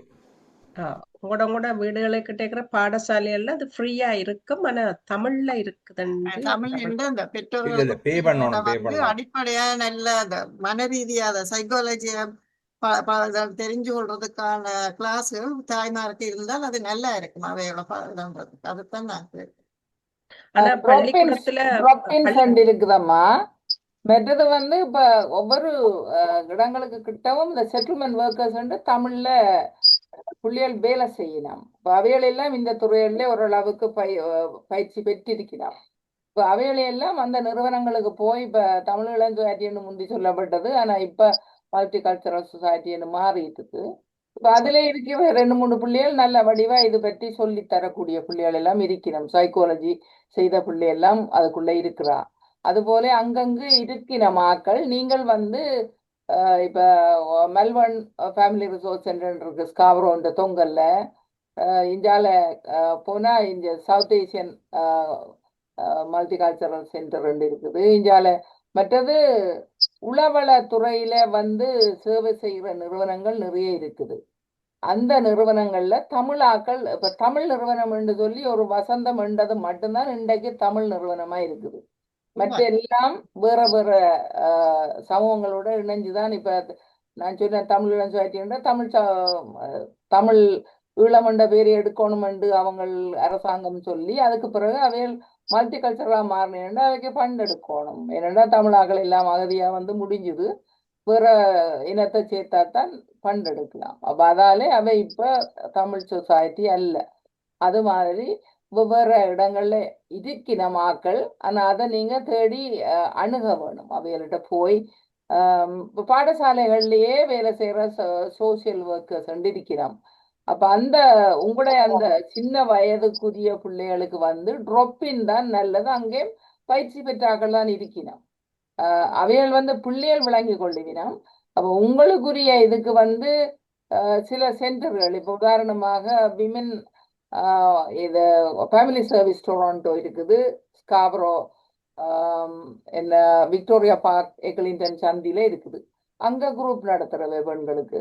அது மாதிரி வெவ்வேறு இடங்கள்ல சின்ன சின்ன பெண்களுக்குரிய குரூப் செய்யணும். இப்ப நாங்கள் இருக்கிற இந்த இதுல வந்து சின்ன வகுப்புல இருந்து 8ஆம் வகுப்பு வரையும் உள்ள பிள்ளைகளுக்கு அவைகள் வந்து அது டியூஷன் மாதிரி நாங்கள் எடுக்க மாட்டோம். என்னன்னா அவைகள் வந்து நல்ல ஒரு பயிற்றப்பட்ட ஒரு சோசியல் ஒர்க்கரை வச்சு அவ வாலண்டியர் பண்ற பிள்ளைகள் எல்லாம் 9ஆம் வகுப்புக்கு மேற்பட்ட பிள்ளைகளை வச்சு ஒவ்வொரு பிள்ளைக்கும் ஒவ்வொரு பிள்ளைய அவைகள் போட்டு அதுக்கு உரிய இன்றைக்கெல்லாம் நடந்தது அந்த வகுப்பு. மற்றது வியாழன்ல நடக்கிறது. அந்த வகுப்புகளுக்கெல்லாம் நீங்கள் விட்டா அந்த பிள்ளைகள் நல்லா திருந்தி இந்த ஹப் என்ற இடத்துக்கு வார பிள்ளைகள், தமிழ் பிள்ளைகள் எந்த ஒரு பிள்ளையும் புல விட்டதாக நான் கேள்விப்படையில. அங்க சின்ன வயசுல வந்த பிள்ளைகளை இன்றைக்கு பாக்குறேன் ஒரு சோசியல் ஒர்க்கர் அது கப்பிலேயே வந்து வேலை செய்யணும். அப்ப சின்ன வயதுலயே அவையல் வந்து புடம் போடப்படினோம். அவைகளுக்கு எங்கடாக்கள் வந்து விடுறே இல்லை பிள்ளைகளை, நாங்க தனியா விட மாட்டோம். நாங்கள் குரூப் செய்ய பார்த்தோம். நாங்க இளம் பிள்ளைகளுக்கு குரூப் செய்த நாங்கள் இப்ப 2 வருஷத்துக்கு முந்தி அந்த குரூப்புக்கு வந்து விட மாட்டினோம் பிள்ளைகளை. இங்க வேற அது பிள்ளைகள் பழுதா போடும் சொல்லி. அப்ப பிள்ளைகள் பழுதா போடும் வீட்டுக்கு வச்சு போட்டு அதுகள் கம்ப்யூட்டர்லயும் டிவிலையும் ஐபேட்லயும் பார்த்து அதுகள் வேற வழியில தானே தேடிக்கொண்டு போகுதுகள். ஆகவே எங்களோட பெற்றார் அதுல வந்து இங்க பாருங்க, இப்படியான விஷயங்கள் நாங்கள் வசந்தத்துல தொடர்ச்சியாகத்தான் செய்துண்டு வரோம். ஆனா எவ்வளவு பேர் வரியினோம் இதுக்கு வந்து வரக்கூடிய ஆக்கள் வந்து இப்ப பெற்றார் பிள்ளைகள் உள்ள ஆக்கள் வந்து மிக குறைவு வாராக்கள். அப்ப அவைகளுக்கு அந்த எண்ணம் இல்லை. நாங்கள் பிள்ளையர் அடிச்சு விடுறோம், எல்லாடம் சொல்லுறோம். அப்ப இதுல பார்க்க நாங்க என்னத்தை செய்யறது? ஆக தலப்பா போனா பிறகுதான் வரப்பாக்கிறோம். பிள்ளைகள் வளர்ந்து அதுகள் அங்க அவனோட ஓடிட்டுது, இவனோட ஓடிட்டுது, அது ட்ரக்ஸ் எடுக்குது, கையை வெட்டுது, காலை வெட்டுது, என்னைக்குள்ள அது முத்தி போச்சு. என்ன அதுக்கு பிறகுதான் எங்கள்கிட்ட ஆக்கள்கிட்ட வரப்பாக்கிறேன். அப்ப அது வர முந்தி இந்த அம்மா கேட்ட மாதிரி சின்ன வயதுல இருந்தே அந்த பிள்ளைய வளர்க்குற முறைக்கு நாங்கள் என்ன செய்யலாம்? நீங்க அந்த ட்ராப்பிங்க்கு போங்க கட்டாயம். அம்மாக்களுக்கு அந்த இது கொடுக்கணும் கிளாஸ். பார்வதி அக்கா, தமிழீழம் சொசைட்டி வந்து பேர் தான் மாற்றப்பட்டிருக்கோ தவிர அங்க அவங்களுடைய செயற்பாடுகள்ல ஒரு விதமான மாற்றமும் இல்லை. இவ கேட்ட அம்மா அவையோட தொடர்பு கொண்டு கதைச்சு அவருக்கு தேவையானதை பெறலாம். அங்க அதைத்தான் நான் சொன்னேன். அங்க 3-4 பிள்ளைகள் இருக்கணும், தமிழ் பிள்ளைகள். அவைகள் வந்து இந்த சேவைகள் அங்க செய்யணும். சரியா? அவைகள் கூப்பிட்டு கதைச்சு எனக்கு ஒரு அப்பாயின்மெண்ட் தாங்கோ, நான் இதை பற்றி கதைக்கணும்னு சொல்லி அங்க வந்து துவாரகாண்ட ஒரு பிள்ளை இருக்கிறோம். அந்த பிள்ளை வந்து சைக்காலஜி செய்த பிள்ளை. அவ இப்ப லீவ்ல போயிட்டான்னு நினைக்கிறேன். அப்படி சில பிள்ளைகள் அதுக்குன்னு சொல்லி இருக்கிறேன். அங்க மட்டும் இல்ல, இப்ப நான் சொன்னது சதா விவானந்தன், அவ வந்து ஃபேமிலி வயலன்ஸ் கவுன்சிலர். அதோட இந்த இப்படி சின்ன பிள்ளைகளுக்கு அம்மாமாருக்கு எல்லாம் குரூப்புகள் அங்க செய்யணும். அது விக்டோரியா பார்க்க இதுக்கு கிட்ட இருக்கு, எனக்கு தெரியா நீங்கள் எங்க இருக்கிறீங்கன்னு. மற்றது அங்கால நோர்த் யோர்க்லயும் இருக்கணும். இப்ப செட்டில்மெண்ட் சர்வீஸ் இடங்களுக்கு போங்கோ, அதுகள் வடிவா சொல்லி விளங்கப்படுத்துங்கள். அங்க ஜியா சுரேந்திரன் ஒரு பிள்ளை இருக்கிறார், நோர்த் யோர்க் கம்யூனிட்டி ஹவுஸ், எவ்வளவு காலமா வேலை செய்யறா. ராஜினி தாசிசியஸ் அதுவும் வேலை செய்கிற ஜேன் பிஞ்ச் கம்யூனிட்டி சர்வீஸில் நோத்தியோக்கில் தான் அவவும் அப்படி ஆங்காங்க இங்க வடக்குல இந்த இவ வேலை செய்கிறா இப்போ இன்றைக்கு பேசின பிள்ளை நாகேஸ்வரி அது போல அதுல சோசியல் அதுல சீமானர் ராஜான்ற ஒரு பிள்ளை அருமையான பிள்ளை அவ social masters degree in social work செய்த பிள்ளை எத்தனையோ காலமா லீகல் சர்வீஸ்ல செய்து நிறைய விஷயங்கள் அனுபவங்கள் உள்ள ஒரு பிள்ளை அவ அது மாதிரி நிறைய பேர் இருக்கணும் ஆக்கள் இல்லாம இல்லை ஆனா அவைகள்கிட்ட நீங்கள் அணுக வேணும் என்ன இங்க தட்டுங்கள் தரப்படும் தான் அரசாங்கமோ தம்பி கேளுங்க கருணாநிதி, அரசாங்கமோ அல்லது பாடசாலை சபையோ இந்த ஸ்கூல் தான் இந்த பெஸ்ட் ஸ்கூல்னு எங்கேயும் முத்திர குத்தவில்லை. ஆனா பெற்றோர்கள் பெற்றோர்கள் தான் அந்த பேரை வைத்துக்கொண்டு அங்கே போகணும் பிள்ளைகண்டு. நான் ஹைஸ்கூலில் 10 வருஷம் படிப்பிச்சு வேலை செய்தேன். சொல்கிறேன் நாங்கள் சொல்லுவோம் எல்லா ஸ்கூலும் சமமாக தான் இருக்கும்.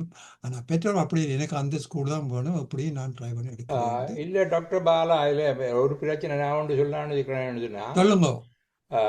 என்னென்னா இவையே பள்ளிக்கூடங்களுக்கு ஸ்டார் கொடுத்து வச்சுக்கணும். மினிஸ்ட்ரி ஆஃப் எஜுகேஷன் இதில் பெஸ்ட் நீங்கள் அடித்து பாருங்க. பெஸ்ட் ஸ்கூல்ஸ் இன் 10 ஸ்கூல்ஸ் இன் டொரண்டோ ஒன்று அடித்தா அதுலேயே ஒரு லிஸ்ட் வரும், 10 லிஸ்ட்டு. இதுதான் பெஸ்ட் ஸ்கூல்கள் உண்டு. இப்போ ஹாஸ்பிட்டலுக்கும் அதே மாதிரி கொடுத்து வச்சுக்கணும். அப்போ இதுகள் அந்த பாடசாலையில் இருக்கிற பாடங்களும் அவை மெயின்டைன் பண்ணுற நிலைமைகளையும் யூனிவர்சிட்டி போகிற வீதத்தையும் கொண்டு தான் அவை அதை தீர்மானிக்கணும். அப்படி அதை வச்சு கொண்டு தான் பெற்றோர் அங்கேயே ஓடுக்கணும். அங்கே போனால் நல்ல படிப்பு, அங்கே போனால் பிள்ளைகள் யூனிவர்சிட்டி போயிருங்கள் என்ற அந்த ஒரு இதை மினிஸ்ட்ரியே வளர்த்து வச்சிருக்கு. அப்போ அது தனியாக அது ஆண்டுக்கு ஆண்டு மாறுபடுறது. ஒரே ஸ்கூல் இல்ல, ஒருக்கா மிலிகன் இருக்கும், ஒருக்கா ஒரு ஸ்கூல் இருக்கும். அது அந்த இயருக்கு எந்த ஸ்கூல் பெஸ்டா இருக்கோ அந்த இதுல லிஸ்ட்ல முன்னுக்கு நிற்கும். அது ஆல்வேஸ் ஒரு ஸ்கூல் தான் இருக்கிற ஆனால் அது ஃபர்ஸ்ட் 10 ஸ்கூலுக்குள்ள இருந்த அந்த ஸ்கூல்கள் மாறி மாறி வந்து கொண்டே இருக்கும், அதே ஸ்கூல்கள்லாம். அப்போ அந்த ஸ்கூல்களை நாடித்தான் ஆமாம் அந்த ஸ்கூலில் நாடித்தான் எங்களோட பெற்றோரும் கூட தங்களோட இருப்பிடங்களை மாற்றுறதும் அங்கே பள்ளிக்கூடத்துக்கு போக வலிக்கிறதும் மற்றது அந்த ஆமாம். அப்போ அந்த சூழ்நிலை அந்த ஸ்கூலுக்கு விடணும். அது அது இல்லையான்னு சொல்றதுக்கு இல்லை, இருக்குது. அது அது இல்லாத நாடுகள்லையும் இருக்கு. இலங்கையிலையும் நீங்க கவனிச்சு பார்த்தீங்கன்னா இப்போ பிள்ளைகளை செஞ்சு வச்சுக்கு விடணும், இல்லை ஹிந்து காலேஜுக்கு விடணும் என்றதானே எங்களோட பெற்ற நோக்கமா இருக்குது. ஸ்காலர்ஷிப் பாஸ் பண்ண பிள்ளைகள் தான் பெரிய தேசிய பாடசாலைகளுக்கு போகுது. அந்த தேசிய பாடசாலைகளுக்கு போன பிள்ளைகள் எத்தனை ஸ்காலர்ஷிப் எடுத்து கொடுத்த உடனே அந்த பாடசாலைகள்ல உள்ள அந்த கூட்டத்துல இருந்து பெர்சன்டேஜ் கூட போயிருக்கிறத நாங்களும் அங்க கூட பார்த்து கொண்டிருந்தோம். இப்ப ஐயா அந்த காலம் அவதானிச்ச முறைகள் அதுகள் ஒரு காலத்துக்குரியது. ஆனா நாங்க ஸ்காலர்ஷிப்ல போன பிள்ளைகளை அதுக்கு போட்டுட்டு பார்த்தா அங்க இருந்து எத்தனை பேர் வேம்படியில இருந்து யூனிவர்சிட்டிக்கு போனவே, எத்தனை பேர் ஹிந்து காலேஜ்ல இருந்து போனவே. ஸ்காலர்ஷிப்ல பாஸ் பண்ணின பிள்ளை கருத்தாடல் மாறி இதெல்லாம் தடம்புரண்டு வேறு விதமா எல்லாம் காய்ச்சி கொண்டு இதுல பிரச்சனை சொன்னா ஸ்காலர்ஷிப்புக்கு எந்தெந்த பாடசாலை பள்ளிக்கூடத்துக்கு போயினோம், எந்த பேக்ரவுண்ட்ல போயினோம், அந்த பிள்ளைகளோட பேக்ரவுண்ட் அங்க தாங்கள் போன நிலைமையில இருந்து அங்க இருக்கிற பிள்ளைகளோட சேர்ந்து ஈக்குவலா இருக்குதா அல்லது அதுகள் எவ்வளோ என்ன ஸ்ட்ரகிள் பண்ணுதுன்றதை பற்றி நாங்கள் ஒன்றும் பார்க்குறதில்ல. ஸ்காலர்ஷிப் பெயில் பண்ணுதுன்னு சொல்றதுல ஒரு அர்த்தமும் இல்லை. சரி, நாங்க அதை பற்றி நாங்க இன்றைக்கு பேச இல்லை, அதை பற்றி நாங்க பேச எங்களுக்கு நேரமும் இல்லை. நாங்கள் இப்போ பேசி கொண்டிருந்தது இந்த பிள்ளைகளுடைய பிரச்சனைகளை பற்றி இங்க கனடா. ஆகவே நாங்கள் ஒவ்வொரு வசனம் இந்த 2 பேரும் இன்றைக்கு தங்களுடைய அனுபவத்தை சொல்ல நாங்கள் இடம் கொடுப்போம். பாலா சொல்லுங்க.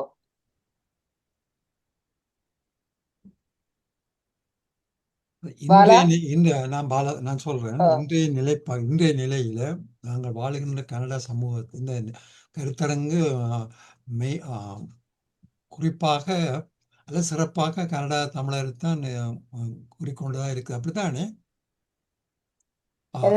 புலம்பெயர்ந்த தமிழரும் எடுத்துக்கொள்ளலாம் நீங்கள். இப்போ இன்று பாடசாலைகளிலும் பல்கலைக்கழகங்களிலும் பயின்ற பிள்ளைகளுக்கு 2000க்கு முன்னர் இருந்த பாடசாலையில் உள்ள பிள்ளைகளுக்கு உள்ள வித்தியாசம் சரியான வித்தியாசம். வீட்டு சூழல், நாட்டு சூழல், பொருளாதார சூழல் சரியான வித்தியாசம். அப்ப இந்த 2000 பின்னர் பிறந்த பிள்ளைகள் இருக்கணும். இந்த பிள்ளைகள் இப்போ வயது 25 யூனிவர்சிட்டியில முட்டி கொண்டு நிப்பினம் இப்போ அவர்களுக்கு தாயக பிரச்சனை இருக்கு. எங்களோட பிள்ளைகளுக்கு தாயக பிரச்சனை பெரிய பிரச்சனையா இருந்தது பழைய பிள்ளைகளுக்கு. இப்ப இன்று கனடாவில் சகல வசதிகளும் இருக்குது. பெற்றோருக்கும் இருக்கு. மிக முக்கியமான பெற்றோருக்கும் சகல வசதிகளும் இருக்கிறது. அரசாங்க சூழலும் பாடசாலை சூழலும் எல்லா வசதிகளோடையும் இருக்கிறது. அந்த சூழல்ல பிள்ளைகள் படிக்கவில்லை என்றால் அதான் எங்களுக்குள்ள பிரச்சனை.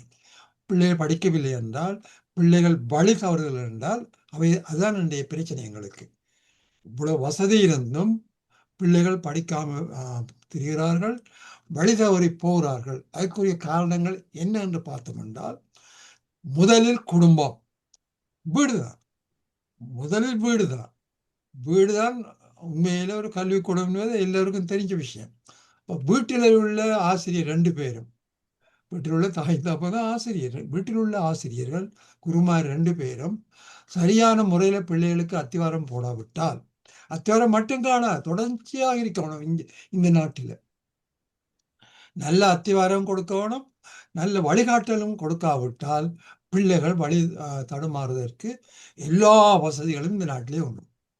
அனைத்து வசதிகளும் தடுமாறுறதுக்கு இடம் உண்டு. வீட்டிலும் உண்டு, வெளியிலும் உண்டு, தோழமையிலும் உண்டு.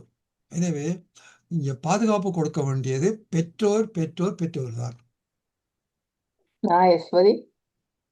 பேராசிரியர் சொன்னதை நீங்க சின்ன பிள்ளைகளுக்கும் அப்ளை பண்ணி பார்க்கலாம். அத்திவாரம்ன்றது சின்ன வயசுலயே போட்டா தானே அது வளரக்க சரியான முறையில வரும்.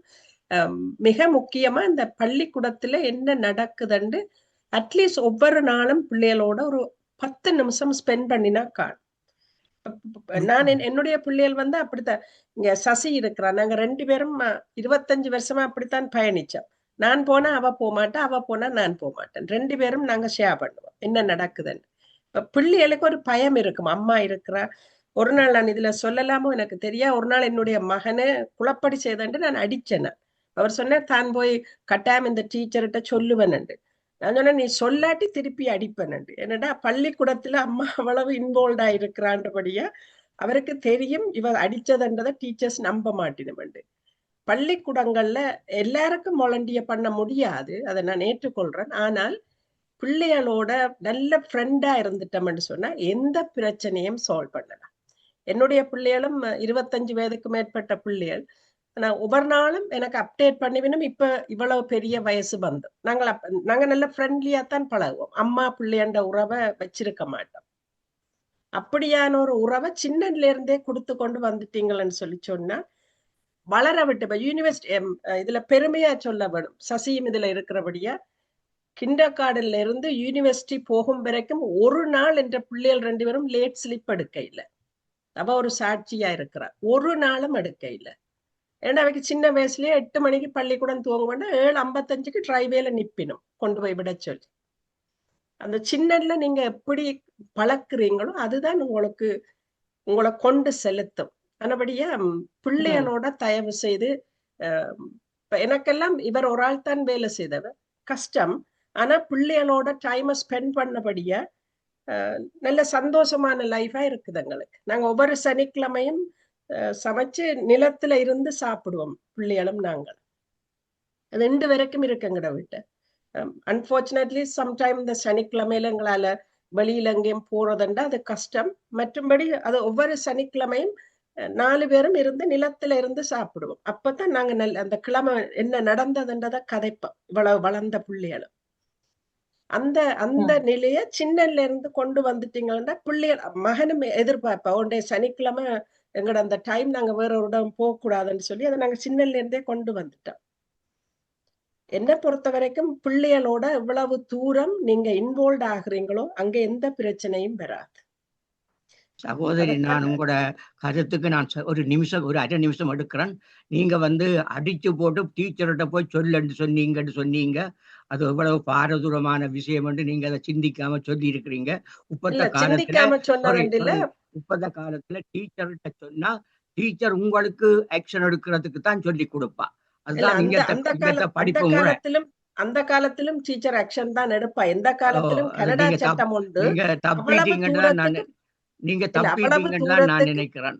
இல்ல அவ்வளவு தூரத்துக்கு பிள்ளைகளை பற்றி என்னை பற்றி பிள்ளைகளுக்கு தெரியக்கூடிய அளவுக்குள்ள எங்களுடைய உறவு இருந்தது. அம்மா பிள்ளைக்குத்தான் அடிச்சவான்னு சொல்லி அத போய் பள்ளிக்கூடத்துல சொன்னா என்ன விபரீதம் வரும் என்று சொல்லி தெரியக்கூடிய அளவுக்கு எங்களுடைய உறவு இருந்ததுன்றதுக்கு தான் அதை எப்படி சொன்னேன். என்னடா பள்ளிக்கூடத்துல அடிச்சதோ கிள்ளினதோ என்று சொன்னா டீச்சர் மேல் அதுக்கு எதிராகத்தான் வேலை செய்வாங்க. எல்லா டீச்சர்ஸையும் நீங்க அப்படி சொல்ல முடியாது. நீங்க பள்ளிக்கூடத்துல எவ்வளவு இன்வால்வ் ஆகுறீங்களோ அந்த அளவுக்கு டீச்சர்ஸுக்கும் தெரியும் பெற்றாருடைய மனநிலை எப்படி எல்லாரையும் நீங்க அப்படி சொல்ல முடியாது. எல்லா டீச்சர்ஸும் அப்படி செய்யணும் மட்டும் இல்ல. ஆனா அப்படி ஒரு சட்டம் இருக்குது. இருந்தாலும் அத பள்ளிக்கூடத்துல போய் சொல்லக்கூடிய அளவுக்கு பிள்ளை எங்களோட எப்படி இருக்குதுன்றதுக்கு தான் நான் அந்த உதாரணத்தை சொன்னேன். நன்றி சகோதரி. நன்றி. அனைவருக்கும் நான் நன்றி கூற வேண்டும். ஏனென்றா எங்களோட நேரம் போய்கொண்டிருக்குது. நானும் நீண்ட தூரம் பயணம் செய்து வீட்டுக்கு போக வேண்டிய ஒரு சூழல்ல இருக்கிறேன். ஆகவே நாங்கள் இதை நிறுத்தி கொள்ளுவோம். இன்றைக்கு ஒரு நல்ல காரசாரமான கலந்துரையாடலும் நடந்தது. இந்த தலைப்பு மிக மிக முக்கியமானது. யாராவது பிள்ளைகளை பற்றி உங்கள்ட்ட பேசினோம் இப்படி சொன்னா இந்த வசந்தம் யூடியூப்ல இருக்குது, போய் பாருங்கப்பா. இப்படி விஷயங்களை பற்றி நிறைய கதைச்சிருக்கிறோம். இப்ப நீங்க அன்றைக்கு இப்ப வேலையை பற்றி சொன்னீங்க. இப்போ நாங்க இன்டர்நேஷனல் விமன் டேக்கு 5 பொம்பளையில கூப்பிட்டோம். 5 பேரும் எவ்வளவு கஷ்டப்பட்டு தங்களை எவ்வளவோ ஒரு பிள்ளையெல்லாம் PSW செய்த பிள்ளை எங்க இத்தாலியில இருந்து வந்தது. இன்றைக்கு தானே தன்னை முன்னேற்றி இன்றைக்கு ஒரு பெரிய ஒரு நர்சிங் ஹோம்ல அவ மேனேஜர் ஆயிருக்கிறான். கேட்கல பெரிய சந்தோஷமா இருந்து. இன்னொரு ஆள் பிரின்சிபல் ஆயிருக்கிறா. இன்னொரு ஆள் பிரின்சிபல் என்ன அவன் சின்ன சின்ன வேலைகளை செய்து புருஷனை இழந்து அம்மாவை இழந்து எவ்வளவோ கஷ்டங்களை அனுபவிச்சு இன்றைக்கு அவன் ஒரு பிரின்சிபல் ஆயிருக்கிறா. மாக்கத்துல இல்ல இங்க ஸ்காப்ரோல தான். அப்படி ஆக்களை நாங்கள் காணக்கூடியதா இருக்குது. இவ்வளவு தூரத்துக்கு தங்களை வளர்த்து வந்திருக்கிறார்கள். அதை பாக்குற பிள்ளைகள் அவைன்ற பிள்ளைகள் கடைசி வரையும் ஒரு பிள்ளையான வழிக்கு போக மாட்டார்கள். இந்த வழியில என் அம்மா இவ்வளவு கஷ்டங்களை அனுபவிச்சு வந்திருக்கிறா. அந்த அம்மாவின் பாதை அந்த பிள்ளைக்கு ஒரு வழி நடத்தலாக இருக்கும். ஆகவே நாங்கள் எங்களோட பிள்ளைகளை வழி நடத்துறதுக்கு மிக முக்கியமான பங்கெடுப்பை செய்ய வேண்டியது முக்கியம், அவசியம் என்றதை இந்த இடத்துல நாங்கள் எல்லோருடைய கலந்துரையாடல் மூலம் அறிந்து கொண்டு இருக்கின்றோம் என்பதை கூறிக்கொண்டு இன்றைய கருத்தாடலை இத்துடன் முடிவுக்கு கொண்டு வருகின்றோம். நன்றி, அனைவருக்கும் நன்றி. பாலாவுக்கும் பேராசிரியர் பாலசுந்தரம் மற்றது நாகேஸ்வரி இவை 2 பேரும் மாணவர்களுக்கான எவ்வளவோ சேவைகளை வழங்கி வந்தவர்கள். அவர்கள் இன்றைக்கு தங்களுடைய நேரத்தை எடுத்து எங்களோட இங்கு கலந்துரையாடல பங்கு பற்றி கொண்டதற்கு அவர்களுக்கு நன்றி. நீங்கள் இங்கு எங்களுக்கு தொடர்ந்து ஆதரவு தந்து எங்களுடைய கருத்தாடல்களை செவிமடுக்கிற உங்களுக்கும் நன்றி. இந்த கருத்தாடல்களாலே உள்ள நன்மைகளை பற்றி வெளியிடங்களுக்கு நீங்கள் போய் சொல்லுங்கள். இது யூடியூப்லே நாங்க போடுறோம். வசந்தம் வெல்னஸ் யூடியூப்லே 120வது அடுத்த முறை நாங்க செய்ய போறது 120வது. நாங்கள் தொடங்கின காலம் இப்ப கோவிட் நடக்கல. இது எங்களோட படிகள் நிறைய பேர் அப்ப தற்கொலை இல்லை, அவங்க ட்ரக்ஸ் அடிக்க துவங்கி அதற்காக நாங்கள் இன்றைக்கு தொடர்ந்து இந்த சமூகத்துக்காண்டி நாங்கள் குழு செய்து கொண்டு வரோம். குழு நடவடிக்கைகள், அதாவது இந்த மது போதைக்கு அடிமையாகிறத நிறுத்துங்கள் என்று. அதுல இருந்து திருந்தி வரவே ஏராளமான பேர். நாங்கள் இப்ப இந்த ஒரு நூலையும் வெளியிட்டிருக்கிறோம். இப்ப மிகாண்மையிலே 10 வருஷம் செய்த வேலையை அடிப்படையாக வைத்து இந்த நூலை நாங்கள் வெளியிட்டிருக்கிறோம். இந்த நூல் மது போதையும் புனர்வாழ்வும் என்றதுதான் எங்களுடைய இந்த நூல். இது தமிழ்ல இருக்குது. ஆங்கிலத்திலே நாங்கள் எங்களுடைய பேஸ்புக்லே எங்களுடைய வெப்சைட்லேயே போட இருக்கின்றோம். இது தமிழ்ல இந்த நூல் எங்கள்கிட்ட கிடைக்கும். இது மிக மிக முக்கியமான நூல். 10 வருடமாக நாங்க செய்த வேலைகளை அவர்களுடைய கருத்துக்களை அடிப்படையாக வைத்து எழுதப்பட்ட நூல். நன்றி, அனைவருக்கும் நன்றி. உங்களுக்கு வணக்கம். நன்றி. இத்துடன் இதனை முடிவுக்கு கொண்டு வருகின்றோம். எல்லோருக்கும் நன்றி. நன்றி. நன்றி. வணக்கம். ஆ.